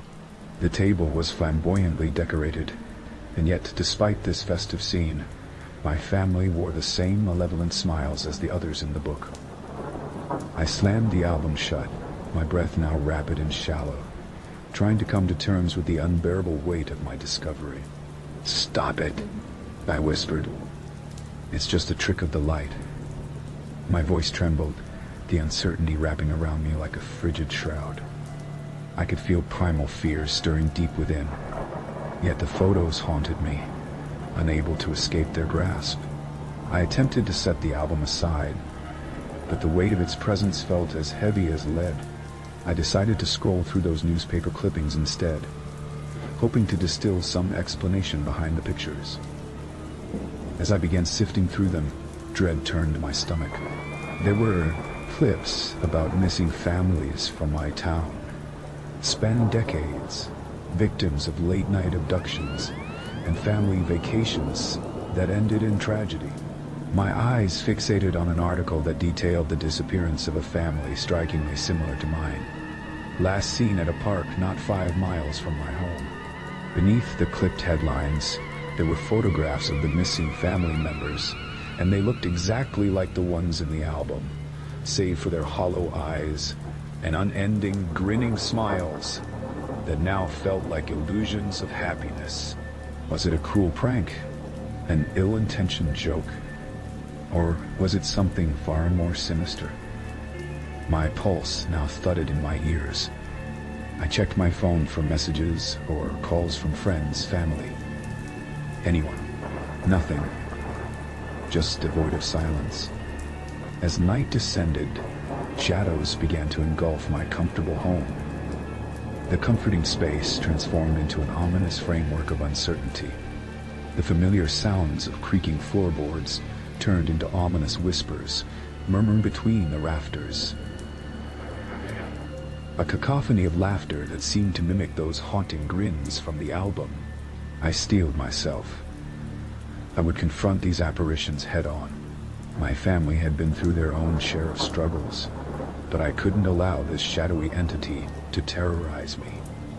Grabbing a flashlight, I peered into the hallways and the corners of our house. Every space was glutted with darkness. Each door I opened produced nothing but the echoes of my own breath. Then I felt it, a soft sound drifting from the dining room. I loitered for a moment, then advanced through the threshold. The album lay splayed on the table, pages fluttering, as if eager to reveal their secrets. A grotesque laughter hung in the air, chilling my skin, that I swear I could almost place. It was too familiar. I hovered over the album, my heart in my throat. There, among the twisted smiles, was another page, a photograph that had not yet been seen. It was my family, present day, standing on the porch, unaware of the sinister glares of the album. Their faces, however, were not their own. The smiles radiating from them were distorted, stretching in ways that defied human anatomy. I stumbled back, knocking over a chair. No. My voice trembled, cracking through the laughter swirling around me. The same grotesque smiling faces taunted me from the pages, hanging in the air, gleaming like candlelight behind thin veils of darkness. I turned to flee, to escape this nightmare, when the air shifted, and an unmistakable voice called out my name. Join us. I halted in place, paralyzed by fear. An apparition of my mother, draped in filmy shadow, emerged from the living room. Her once warm smile stretched wide in a way that felt utterly alien, tinged with the malevolence that decorated the family album.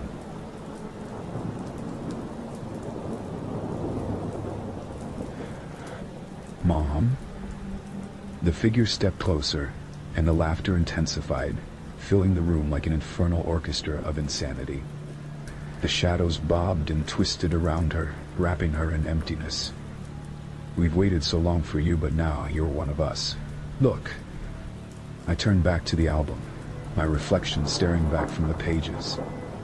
An image of horror and wild despair, converging within those hideous smiles.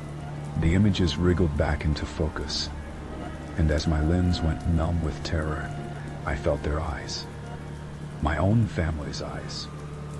Draining my will, turning me into what they had become. My world collapsed in that instant. The album fell, pages curling as if alive.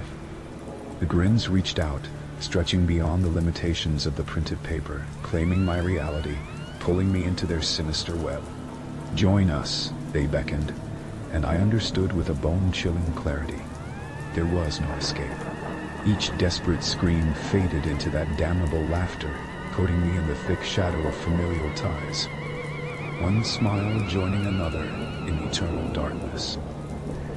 There would be no early morning light for me, only the cursed legacy reassured in that insatiable collective of frozen grins, forever preserved inside an album that now belonged to me. Story 20. The storage unit. The decision to rent a storage unit had seemed simple enough at the time. My small apartment was cluttered with remnants of my past. A mixture of failed relationships, forgotten hobbies, and memories I hadn't been able to part with. It was time for a cleanse, a fresh start. I envisioned a neatly organized unit filled with nothing but the essentials, ready to be accessed on a whim. A vault of valuable memories tucked away from the chaos of my life. The place I chose was out of the way, a nondescript facility on the edge of town. Its dull exterior was covered in chipped paint, and the flickering fluorescent lights buzzed ominously overhead as I signed the lease. As the manager handed me the key, I felt a thrill, a mix of liberation and apprehension, like standing on the precipice of a well-deserved change. Weeks passed, during which I filled the unit to the brim. Old furniture went in first, followed by boxes filled with yellowed photos, tangled cords of obsolete technology, and clothes that had seen better days. I spent days sorting through my life, deciding what to keep and what to toss. It felt cathartic to let go, after the emotional toil of recent months.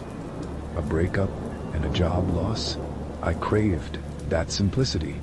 However, in my frenzy to find order amidst chaos, I forgot about the unit. Months turned to seasons, and the once pressing need to venture into my storage space faded into the backdrop of daily life, until one gray, drizzly afternoon, as rain slapped against the window pane, like frantic little fingers begging to come in. I felt a sudden urge to revisit the unit. With a hazy memory where I'd stowed the key, I drove to the facility, my heartbeat echoing in time with the raindrops on the windshield. The air was thick with a sense of anticipation as I approached the locked door, and I twisted the key in the rusty padlock, feeling a surge of nostalgia. The door creaked open, and the stale smell of damp cardboard wafted out, almost suffocating in its intensity. I flicked on the overhead light, revealing the cluttered space. My cluttered space. Boxes towered precariously. A dark labyrinth of the past sprawled before me. It felt like stepping back into my own history. The dim glow illuminating forgotten corners where dust motes danced hauntingly. As I navigated through my belongings, something struck me as off. There were items that I did not recognize. Tucked between dusty photo albums and old furniture were several boxes that bore no labels, an unsettling realization that tugged at the back of my mind. I opened one of the mysterious boxes, and my pulse quickened. Inside lay a collection of photographs, each one an eerie snapshot of me. They were clear, detailed images of me sleeping, taken from various angles in my own bedroom. Confusion morphed into dread, enveloping me in a heavy cloak of fear. I stumbled back, my heart pounding like a drummer signaling the start of a race. How could these photos exist in my storage unit? I froze, scanning the dark corners of the room, feeling the weight of unseen eyes on me. A sickening thought slithered into my mind. Someone had been watching me. Trembling, I delved deeper into the box. A thin layer of clothing sat beneath the photographs. Shaking, pulled out of a faded black sweater, one that had gone missing weeks prior. I tossed it aside with a gasp, my stomach churning. It was not the only article. I came across a pair of jeans, an old t-shirt.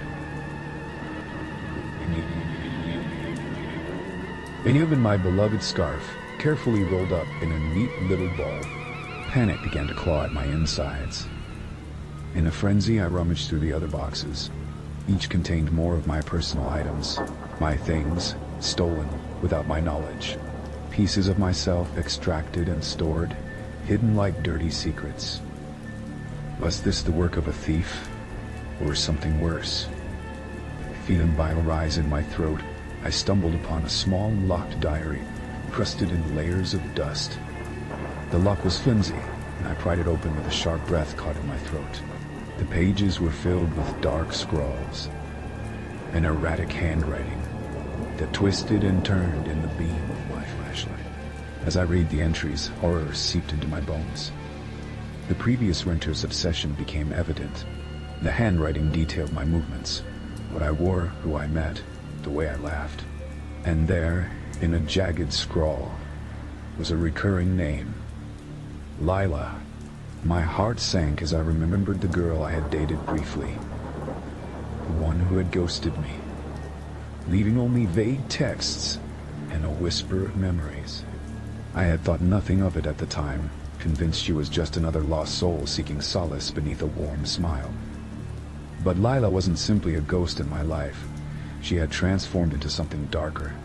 Each entry revealed more about her obsession, spiraling from infatuation to madness. She was in love with the idea of me, and from the looks of it, she was willing to do anything to capture that. My stomach twisted with dread as I realized I had let someone like her close, unknowingly inviting madness into my world. As I read on, I caught glimpses of her desperation.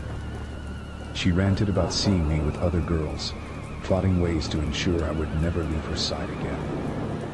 I felt revulsion pooling in my throat, every fiber of my being screaming that I needed to escape.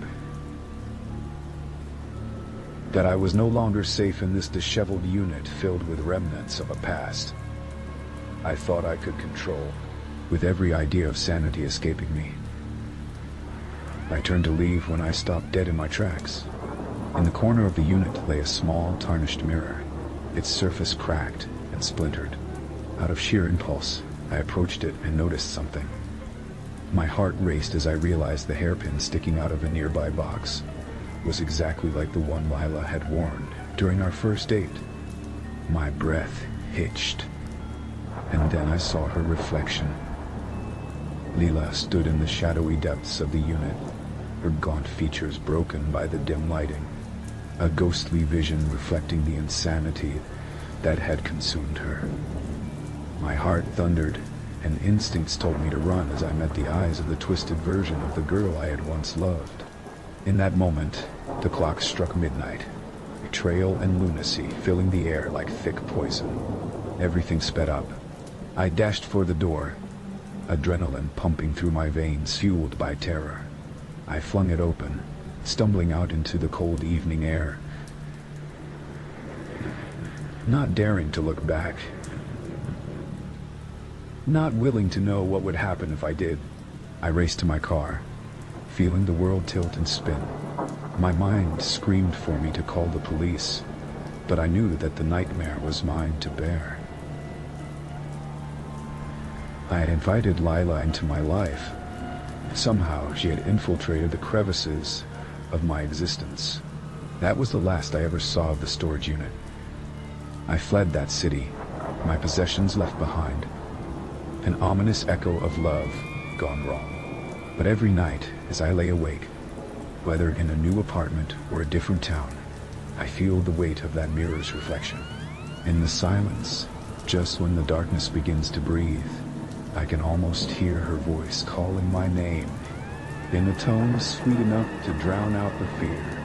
The laughter that accompanies it feels familiar, reminding me that she is still out there, and her obsession might never truly end. Story 21. The Dark Web. It began as a harmless curiosity, an itch in the back of my mind that whispered about the forbidden corners of the internet. As a tech enthusiast, I often found myself exploring the depths of cyberspace, peeling back layers of information that most were afraid to touch. The dark web had always eluded me, cloaked in mystery and danger. But one fateful night, while scrolling through a forum, I felt a pull I couldn't resist. My laptop screen glowed in the dim light of my room as I navigated to the hidden links and encrypted pages. I had taken precautions, using a VPN and a secure browser, but the shivers of apprehension prickled at my spine like an electric charge. I had read about the horrors that lurked in those shadowy alleys, but the thrill of the unknown was intoxicating. After what felt like hours of fruitless searching through forums filled with illicit merchandise and disturbing discussions, something caught my eye. A live stream titled "The Real World." Intrigued, I clicked the link. The screen flickered and stuttered before stabilizing, revealing a dimly lit room that looked hauntingly familiar. My heart rate quickened. It was almost an exact replica of my own bedroom. I leaned closer to the screen, propping myself up with a mix of excitement and dread. The camera angle was slightly different, a bit closer to the corner of the room, but everything looked the same. My bed with the rumpled covers, the desk cluttered with tech gadgets, and the fading poster of a long-defunct band hanging crookedly on the wall. My breath hitched in my throat, and a creeping feeling settled in my stomach, coiling tightly. It wasn't just that the room resembled mine. It was mine. My reflection caught my eye, an overlay in the corner of the screen. I wore the same bathed-in-glow look of confusion and horror as I stood there in stunned silence. I instinctively turned around, half expecting to find the familiar contours of my bedroom wall behind me, but all I saw was darkness. "Hello?" I whispered, half thinking someone might actually respond through the screen. My voice felt small and fragile, swallowed by the oppressive silence. But then, as if in response, the live stream shifted. The camera refocused and zoomed in on my desk. My pulse thundered in my ears as I recognized my own half-empty coffee cup and the tangle of chargers lying haphazardly nearby. My fingers trembled, gripping the edge of the desk, as dread curled in my gut like a serpent. I mustered the courage to speak again, louder this time. "Who's there?" Nothing. The only reply was the faint hiss of digital static, mixed with the low hum of an unseen air conditioner in the background. I tried to rationalize what I was witnessing. Maybe it was just a sick prank, some morbid coincidence, but deep down, a darker truth crept into my mind. What if someone was watching me? What if they were in my home right now? Adrenaline coursed through my veins, lending a speed to my thoughts as I hurried to close my laptop, intending to sever the connection and shove the device into the depths of my closet, burying it forever. But then the screen flickered to life again, more insistent this time. A figure appeared, shrouded in shadow but unmistakably humanoid, crouched on my bed. My heart lurched, and I staggered back, barely catching myself on the desk. The figure's head tilted slightly, as if studying a specimen in a lab, and a chill washed over me. For a long, breathless moment, it didn't move. Simply lingered in the half-light, its presence an embodiment of cold terror. I was frozen, caught between fight and flight, my body unwilling to respond. And then, it moved. The figure rose, its outline distorted yet undeniably human. It was as if the darkness had cloaked a person. No features, only an overwhelming sense of dread wrapped in an inky shroud. I stumbled again, searching for my phone, my lifeline to the outside world. But my attention was torn back to the screen as the figure leaned forward, obscured by the shadows, but very much alive. It pointed directly at the camera, a spectral finger aimed at me, tracing the very air between us. "Why are you watching me?" I whispered, feeling foolish for even uttering the question, but the air grew heavier, burdened by my apprehension. And then I saw something worse than its movement. It grinned. A wicked smile split through the dimmed light, revealing sharp, glinting teeth. I could hear a low chuckle, almost teasing, as if it were in on a joke I would never understand.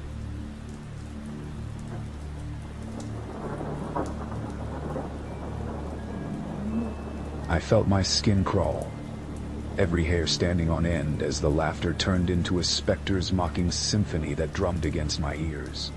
In a wild haze, I lunged forward and slammed my laptop shut, submerging myself into a thick silence. The weight of that malevolent gaze still pressed on my back.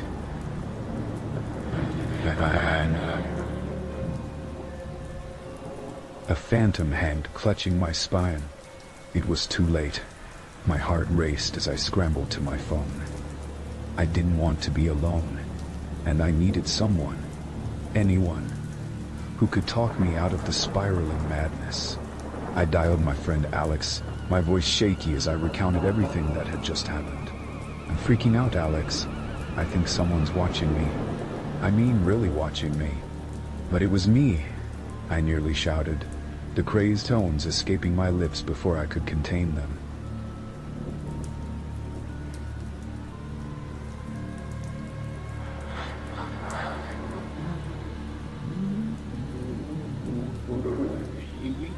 I saw myself on that stream.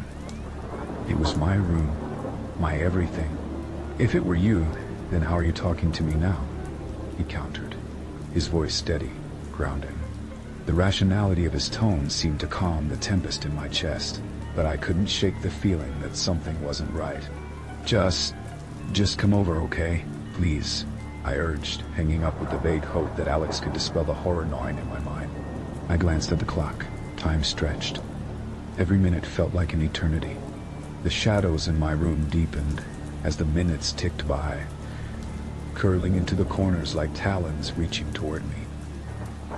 I leapt at every sound, every creak of the floorboards, my pulse a relentless hammer in my ears. Finally, Alex arrived, a welcome sight, at once familiar and disarming. He pushed the door open, concern etched on his face. "Dude, what the hell's going on?" I barely mustered the courage to lift my eyes to meet his. The memories from the stream still plaguing my thoughts. I stumbled over my words, relaying the details, the creeping horror that had overtaken my night. "Let's check the dark web, see if it's still live," Alex suggested, pulling out my laptop. I wanted to scream at him to stop, to destroy the very thing that had ensnared me, but the curiosity burned in his eyes, mirroring my own foolish impulse. As the screen lit up again, I winced, the sensation dragging me backward. With trembling fingers, Alex navigated to the same link. This time, the room was empty, the shadows long and stretched. The realization was palpable. A palpable rush of cold fear snaked around my spine. "There's nothing here." Alex laughed uneasily, turning to me. "You're worrying too much, man. You probably just imagined." But I wasn't imagining anything. In an instant of perilous clarity, I realized I'd seen something during the stream that Alex hadn't. The figure hadn't been gone. It had just moved. I turned my head in panic as a whisper slithered into my ear, chilling me to the core. I'm right here, in my own reflection on the laptop screen. The figure stood behind Alex, towering and all-consuming. A silhouette etched in darkness.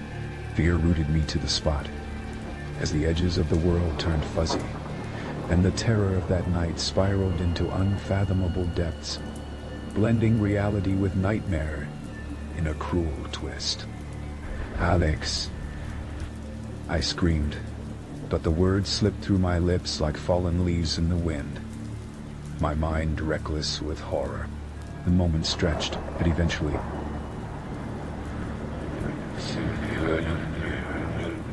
In that instant, all laughter evaporated, replaced by blank terror etched on his features, as the figure lunged forward, disappearing in a flash. Disappearing in a flash like a nightmare folded into itself. The stream flickered off, but the echo of that wicked laughter filled the empty confines of my mind, knocking down walls within me and drenching my soul in icy dread. I could no longer tell what was real, and what was merely a figment. And deepest down, I dreaded the understanding that this wasn't over. Someone was watching. Story 27. A controlled experiment. The cold glow of my laptop screen was the only light filling the dimly lit room as I read the ad for the psychological study for the millionth time. Participants wanted, uncover the depths of your mind, handsomely compensated. It was an enticing offer. Easy money for the desperate. I couldn't resist. I was broke, buried in student loans and rent that seemed to rise with every passing month. Desperation painted my reality. With shaky hands and a pounding heart, I filled out the application, providing the necessary details about my mental health, my fears, and my past traumas. It felt oddly cathartic to put my innermost thoughts down on paper, like confessions whispered into the dark. Within a week, I received an email. I was accepted. The date was set for the study, and I could hardly contain my excitement despite a creeping feeling of dread settling in the pit of my stomach. On the day of the experiment, a chill swept through the air as I entered the sterile building. The scent of antiseptic was so pervasive, it clawed at the back of my throat. I was greeted by an unshaven man in a lab coat, whose smile seemed rehearsed as if he had perfected it for this very occasion. "Welcome. We're glad you could join us. Please, come this way," he said, gesturing with a bony hand towards a dark corridor. We walked in silence, passing by closed doors with ominous labels that made my skin crawl. Habituation room, fear exposure suite. Controlled chambers. My heart raced as I tried to convince myself that it was just an experiment, simple psychology at work. But the louder my mind protested, the more I felt like a moth drawn to the flame. We arrived at a small padded room devoid of windows. The only furniture inside was a single metal chair bolted to the floor. "This is where you'll be spending your time," the man explained, striding back towards the door. You'll be perfectly safe, and there's no need to worry. We have extensive protocols to ensure comfort during the study." With that, he turned to leave and shut the door with a heavy thud, leaving me alone in the quiet. I sat down on the chair, the cold metal sending shivers up my spine. An unsettling stillness enveloped me, and I could hear nothing but the sound of my own breathing. My mind raced through all the fears I had enumerated in my application. Heights, darkness, abandonment, and an overwhelming sense of inadequacy. I dismissed them as mere phantoms of my imagination, but they loomed closer, slithering through the cracks of my confidence. After what felt like an eternity, the door creaked open again, and a woman in a lab coat entered, clipboard in hand. Her face was devoid of emotion, her voice flat as she began to explain the experiment. "We'll start with a mild stimulus to gauge your reactions," she said. "Then, we will gradually increase the severity based on your comfort levels." I nodded nervously, anticipation surging in my veins. "You're going to be fine," I told myself. But deep down, I felt an unsettling sense of foreboding. The lights flickered, and the atmosphere shifted. The woman smiled, but it never reached her eyes. She turned to a control panel and said, "Let's begin." Suddenly, the room was flooded with a blinding light that faded to a shadowy darkness. In mere seconds, I was plunged into a seemingly endless void. Panic surged through me, my heart thumping against my ribcage. I felt as though I was suspended in the vast emptiness between stars, completely alone. My skin prickled as I strained to hear any sound, any sign that I wasn't completely abandoned.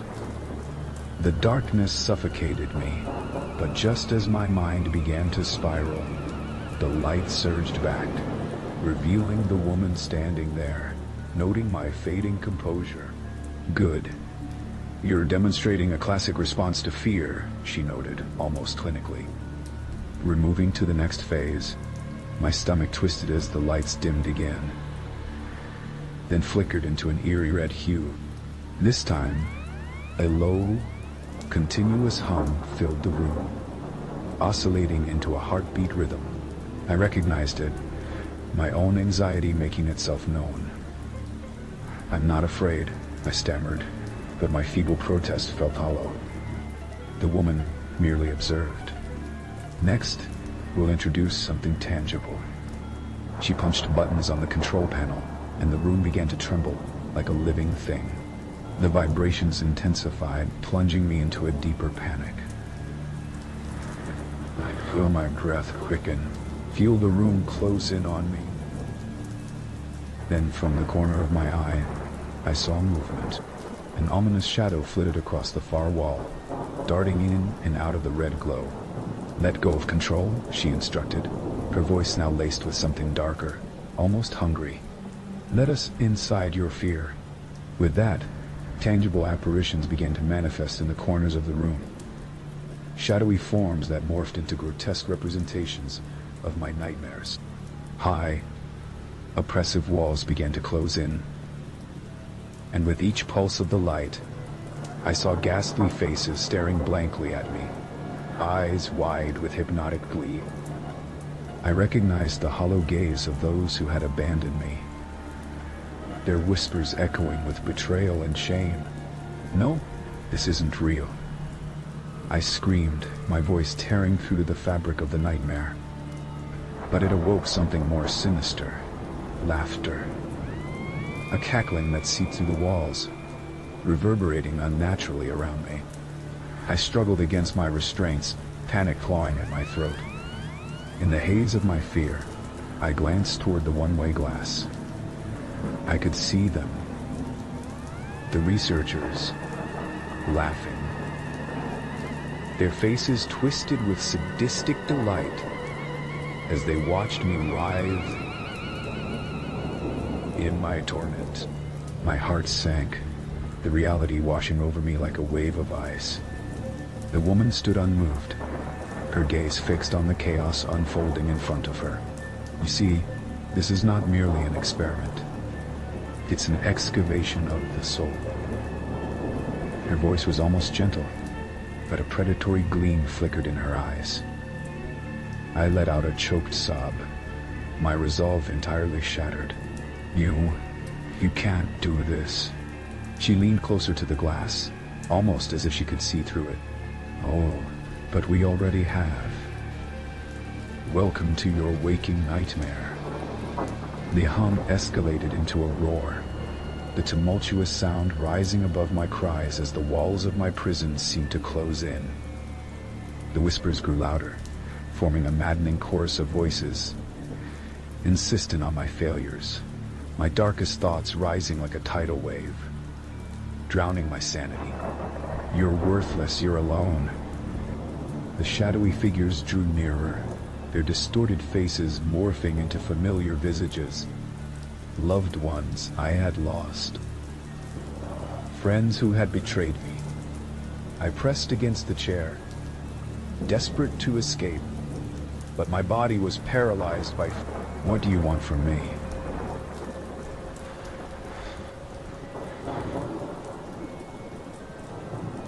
I screamed, my voice cracking under the weight of despair. The laughter intensified, echoing in my ears. To control you, the woman purred, her eyes gleaming with malevolence. In that moment, I understood that this was not merely about fear. It was about submission, about breaking me down until all connections to my humanity were severed.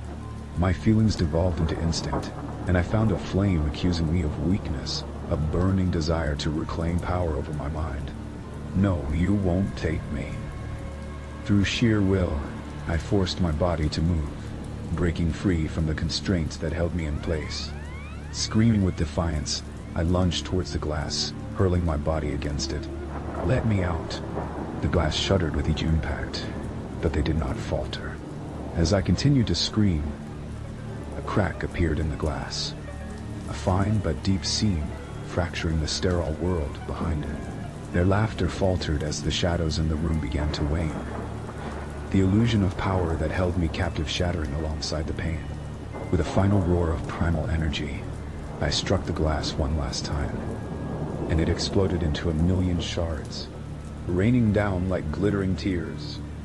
The researchers stumbled back, wide-eyed with shock, as I burst through the ruins of my nightmares. Adrenaline coursed through me, driving me to escape. I bolted down the corridor, ignoring the horror within the rooms as they advanced towards me in a haze of chaotic images. Their laughter turned to panic as I stumbled into the main hallway, the bright lights burning away the shadows that had swallowed me moments before. I threw myself through the exit, gasping for air as I ran into the open night. No longer were the walls closing in. The world outside was an expanse of endless possibilities. I felt the cool air on my skin, a mix of euphoria and terror, driving me forward. But even as I fled, I knew that the true experiment had only just begun. They would follow me. I could feel their eyes in the dark, the sinister echo of their laughter still lingering. No matter how far I ran, it would always be lurking in the shadows of my mind, waiting for the moment I would succumb to fear once more. Story 23. The Outburst. The fluorescent lights of the grocery store buzzed incessantly above, casting a sterile glow over the assorted goods. As I navigated the narrow aisles, the scent of fresh produce mingled strangely with the sugary aroma of bakery goods. I had come to stock up on essentials for the week ahead, but little did I know that my ordinary Saturday errand would soon spiral into a nightmare. I was idly weighing the merits of different cereals, crunchy nut or honey clusters, when I felt a presence beside me. Turning, I was surprised to see an elderly woman, her frayed cardigan hanging loosely off her frail shoulders, her eyes wide with a desperate urgency. Thick, white hair framed her face like a halo of ethereal dread. "You have to listen to me," she rasped, her voice trembling like dry autumn leaves. "There's a danger coming. You don't understand. It's already here. I glanced back at the cereal boxes, a little taken aback, unsure if this woman was simply another eccentric who had lost her grasp on reality. The grocery store, once filled with laughter and banter of weekend shoppers, felt heavier now, the air thick with her impending sense of doom. "Ma'am, I really need to..." "Shh, you have to hear me," she interrupted, stepping closer, her impatient fingers clasping my wrist with surprising strength. I was struck by the warmth radiating from her palms, an unsettling contrast to the chill that crept into my spine. "It's watching you. It sees you." I exchanged a quick glance with an elderly couple nearby, but they were too engrossed in selecting ripe tomatoes to notice us. The woman leaned in, her breath heavy with the tang of pipe tobacco. "They know your name," she said, her voice dropping to a conspiratorial whisper. "They know everything about us. Our fears, our desires, even our regrets." A shiver rippled through me. It felt ridiculous to consider that anything could be watching in a grocery store. Surely she was delusional, perhaps confused by dementia. I gently pried her fingers off my wrist. "Please, I need to finish my shopping," I said, trying to maintain composure while my heart raced. Her face morphed into a mask of anguish. "You don't understand. They will come for you. It was all part of a plan. A game."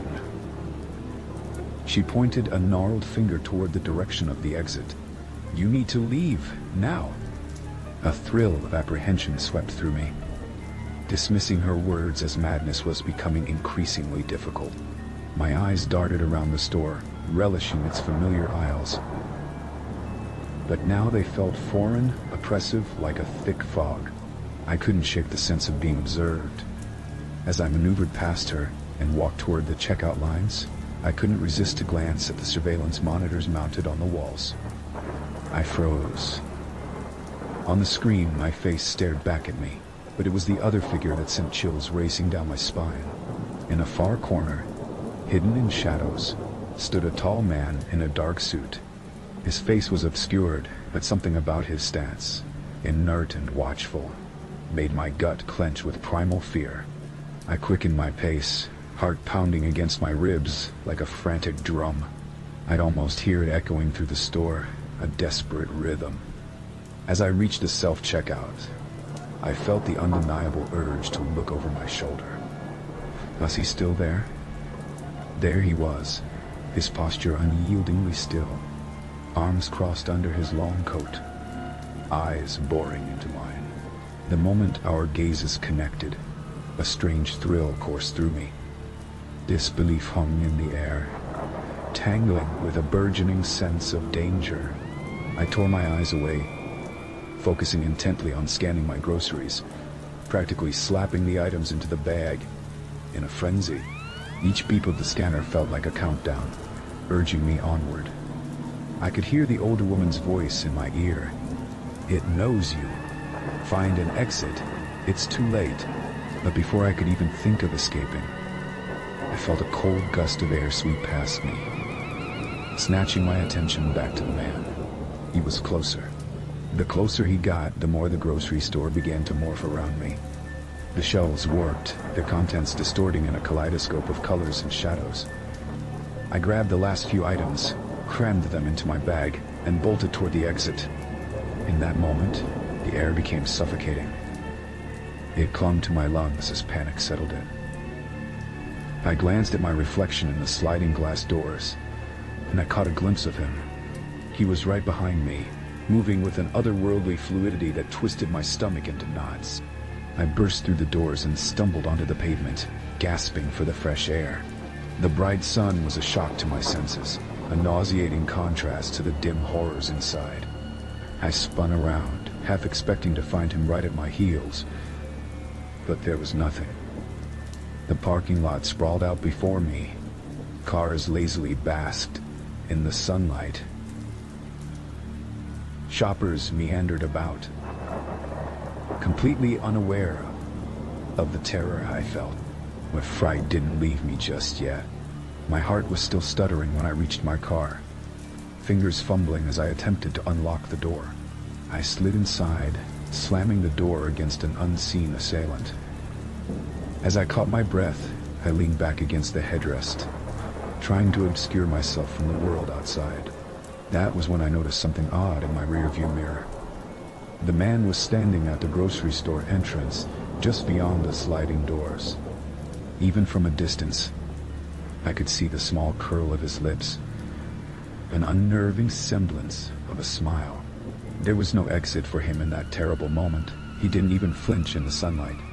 He was as a part of the store as the very air within it. His eyes met mine through the glass, and a chill ran down my spine. They were voids, dark sinkholes that sucked warmth and light. My pulse quickened as a deep, primal instinct urged me to drive. I hit the gas pedal hard, the tires screeching across the asphalt as I fled from the store. That dreadful man and the alerting voice of the woman still ringing in my ears. But as I stole glances in every mirror, bare moments later, I felt him lingering. He wasn't just a part of the grocery store. He was a presence, an echo, ensnaring me within cold threads of fate that tightened around my throat with every mile I drove. Home felt distant, a mirage stretching in front of me. How could I outrun something I couldn't see? As I navigated through the streets, I began to think of the elderly lady. I should have listened. I should have paid heed to the warning she offered. I arrived home with the shadow of dread draping over me. Even after closing the door and locking it tight, I could still sense his eyes watching me through the very walls.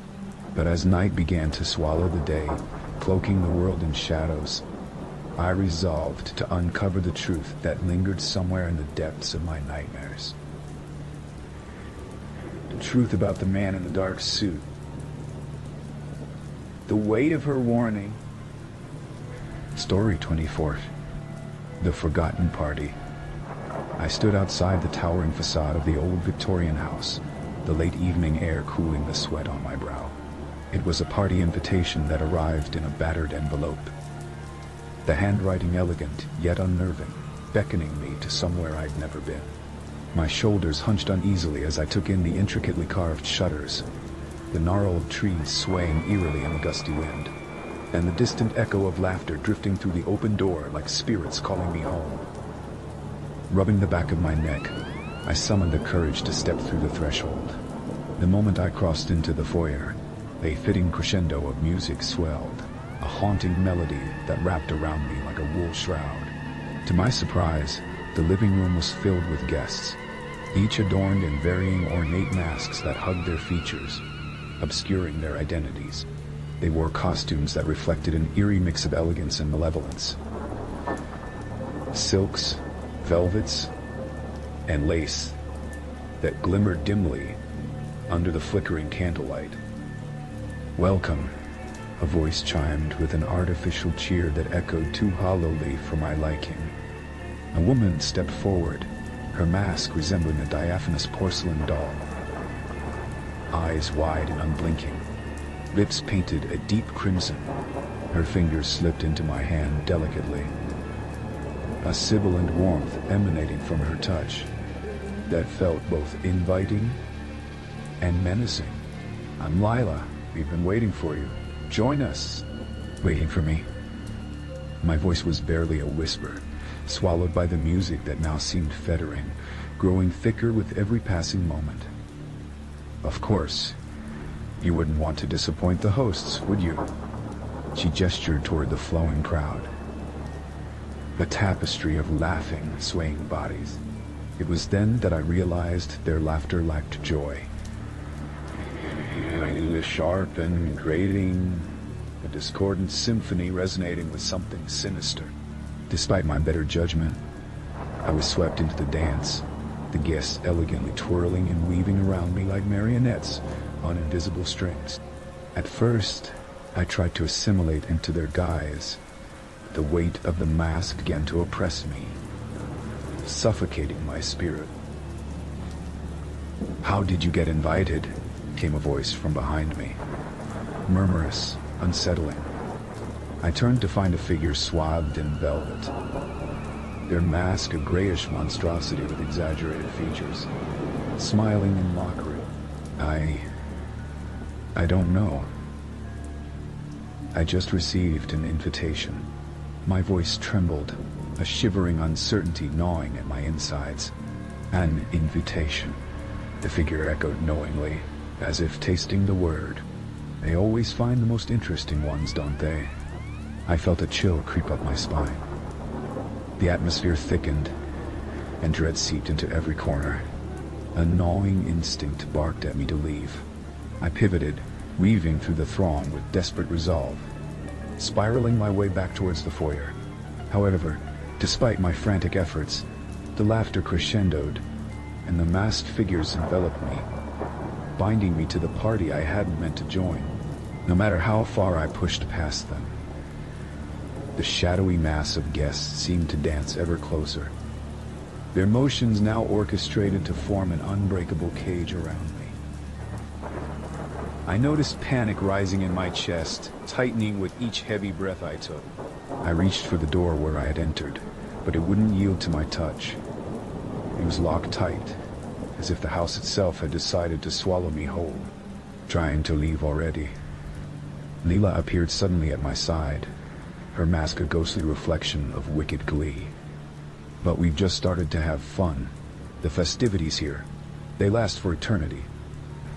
Let me go, I shouted, fear spilling into defiance. I wrested my wrist from her hold, but a jolt of energy surged through her fingers, magnetizing me to the floor like immovable stone. Ah, you'll understand soon enough, Lila said conspiratorially, the glimmer of excitement flickering in her painted eyes. The room spun. No, it me who was spinning in their midst, pulled under by their magnetic dance.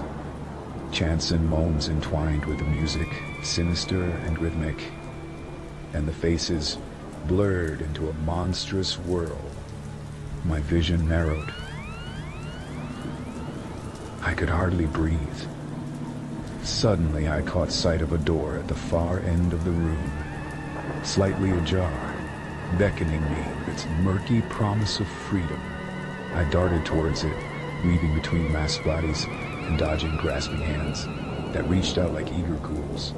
I burst through the doorway and stumbled into a dark corridor, the atmosphere thickening with each cautious step.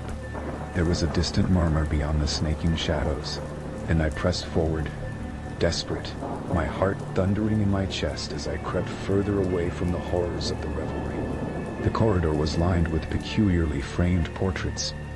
Grotesque visages adorned with expressionless eyes followed me, their gazes heavy and unsettling.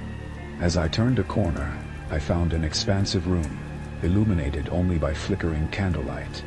In its center stood a table, a feast of grotesque proportions laid out with everything from glistening meats to exotic fruits. But one dish drew my attention above all. A mirror polished to a sinister sheen that reflected. Hungry smiles curved around their faces, each one a promise of something insidious lurking beneath their whimsical guise. The door swung abruptly behind me, locking shut, and I felt a wave of despair wash over my body. I was trapped. How had I not seen it sooner? The laughter from the party had turned into deafening applause, each clap cracking through my consciousness like shattered glass. Do you see now? A whisper hissed behind me, and I spun around to find the one-eyed figure looming. You are the guest of honor, dear one. They've been waiting for you to play your part. I was paralyzed, my breath caught in my throat. Eyes narrowed. I edged backward toward the mirror. The coldness of its surface, a slight comfort against the onslaught of masked figures that began to swarm behind me. What do you want? I rasped, clawing at the air, desperate for escape. To join us, of course, came Lila's voice, breaking through the thrall of chatter. We've waited too long for a new soul. Choose. Become part of the party. Or face the darkness alone. The mirthful malice in her voice curdled my blood. I was on the brink of losing it entirely. The laughter wrapping around me like a noose, tethering me to a fate I didn't want. Yet, I couldn't focus. The grotesque feast loomed, and the reflections in the mirror were beckoning. I turned away from their radiant semblance to confront the oncoming tide of revelers. As the first hand reached to grasp my wrist, I clenched my teeth, determination surging through me like coal in a furnace. It would end one way or another. In a fierce twist, I threw myself against the mirror. Desperate, my body collided with the liquid surface, shattering reality as I knew it. The laughter turned to wails that echoed through the dark, anguish that clawed at the edges of my consciousness. I fell through its uncanny veil, everything spiraling into chaos, losing my grip on where I was and who I was. When I awoke, I found myself lying alone on the porch steps of that gloomy Victorian house. The moon draped in a shroud of clouds overhead. No laughter, no music, only silence. I turned, and the house stood empty, its doors hanging open like an invitation to return. I stumbled away from it, heart racing, every muscle screaming from the tension of the night. There was a sense of liberation in the cold night air, but as I walked further away, I knew that the lure of that party would always remain, lingering like the fading scent of roses wilted in the dark. And as the distant echoes of laughter faded behind me, I couldn't shake the feeling that they were still waiting for the next guest to answer their call and join the forgotten party. Story 25. The Old School. The wind whistled through the jagged windows of the long-abandoned high school, sending shivers through the assembled crowd. It had been a decade since I had graduated from Crestwood High, and as I stepped onto the vine-choked property, an unsettling nostalgia washed over me. My old friends stood huddled together in the dim light of a fading afternoon, their laughter echoing against the cracked hallways. They appeared as youthful as I remembered, but deep down, we all knew that time had etched secrets into our souls. "Christina, you made it!" shouted Lisa, her bright smile contrasting sharply with the eerie ambience of the decrepit building. She reached out, pulling me into a warm embrace that felt oddly comforting. Despite the joy that surrounded us, I couldn't shake the feeling that something was off. The air was thick with unspoken words, a heaviness that seemed to cling to our skin, exhilarating yet terrifying. "Yeah, I wouldn't miss it for the world," I managed as I surveyed the grim surroundings. The school building loomed behind us, its paint peeling under the clutch of ivy, the roof sagging as if to bow down in defeat. Legend had it that, after the final bell rang 10 years ago, Crestwood High never truly closed its doors. Instead, it became a mausoleum of memories, holding tight to its ghosts. We made our way inside, the old wooden doors creaking like the spine of a dying beast, releasing a musty scent imbued with dust and the silence of forgotten years. Our footsteps echoed in the cavernous entryway, a symphony of the past awakening from deep slumber. I felt like a relic myself, marooned in a world that no longer belonged to us, but to the memories we had buried. As we wandered through the halls, exchanging stories and shared laughter that reverberated through the empty corridors, I caught a glimpse of something, an old photograph pinned on the wall, stained and faded. The image shook me to my core. It was the class of 23. We stood posing, youthful and innocent, unaware that our time was about to take a sinister. "I remember that day," Paul said, his face turning pale, eyes fixated on the picture. "It was the day Sarah disappeared." A shiver slithered down my spine. Sarah Johnson, our vivacious classmate, had been the light of our group. Her laughter was infectious.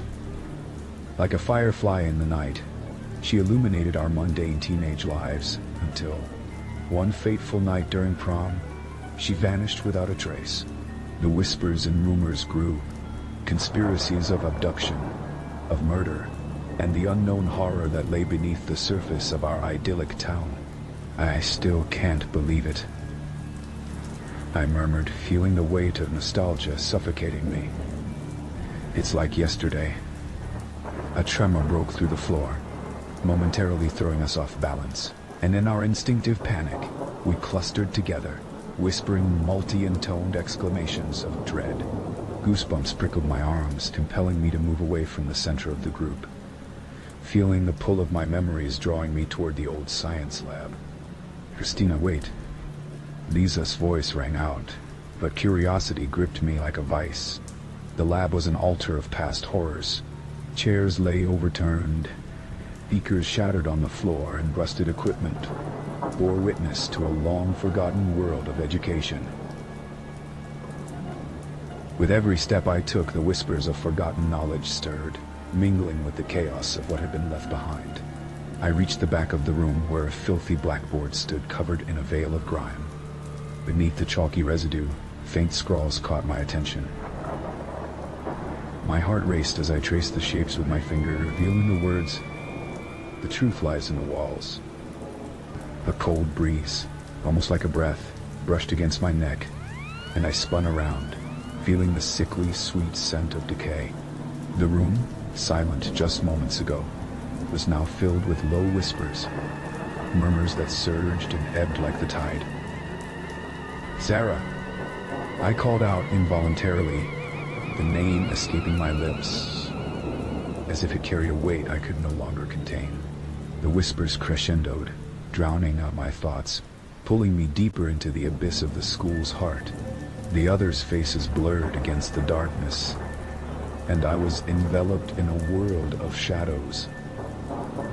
Each flicker of the reflections dancing on the walls like tormented souls yearning to be free.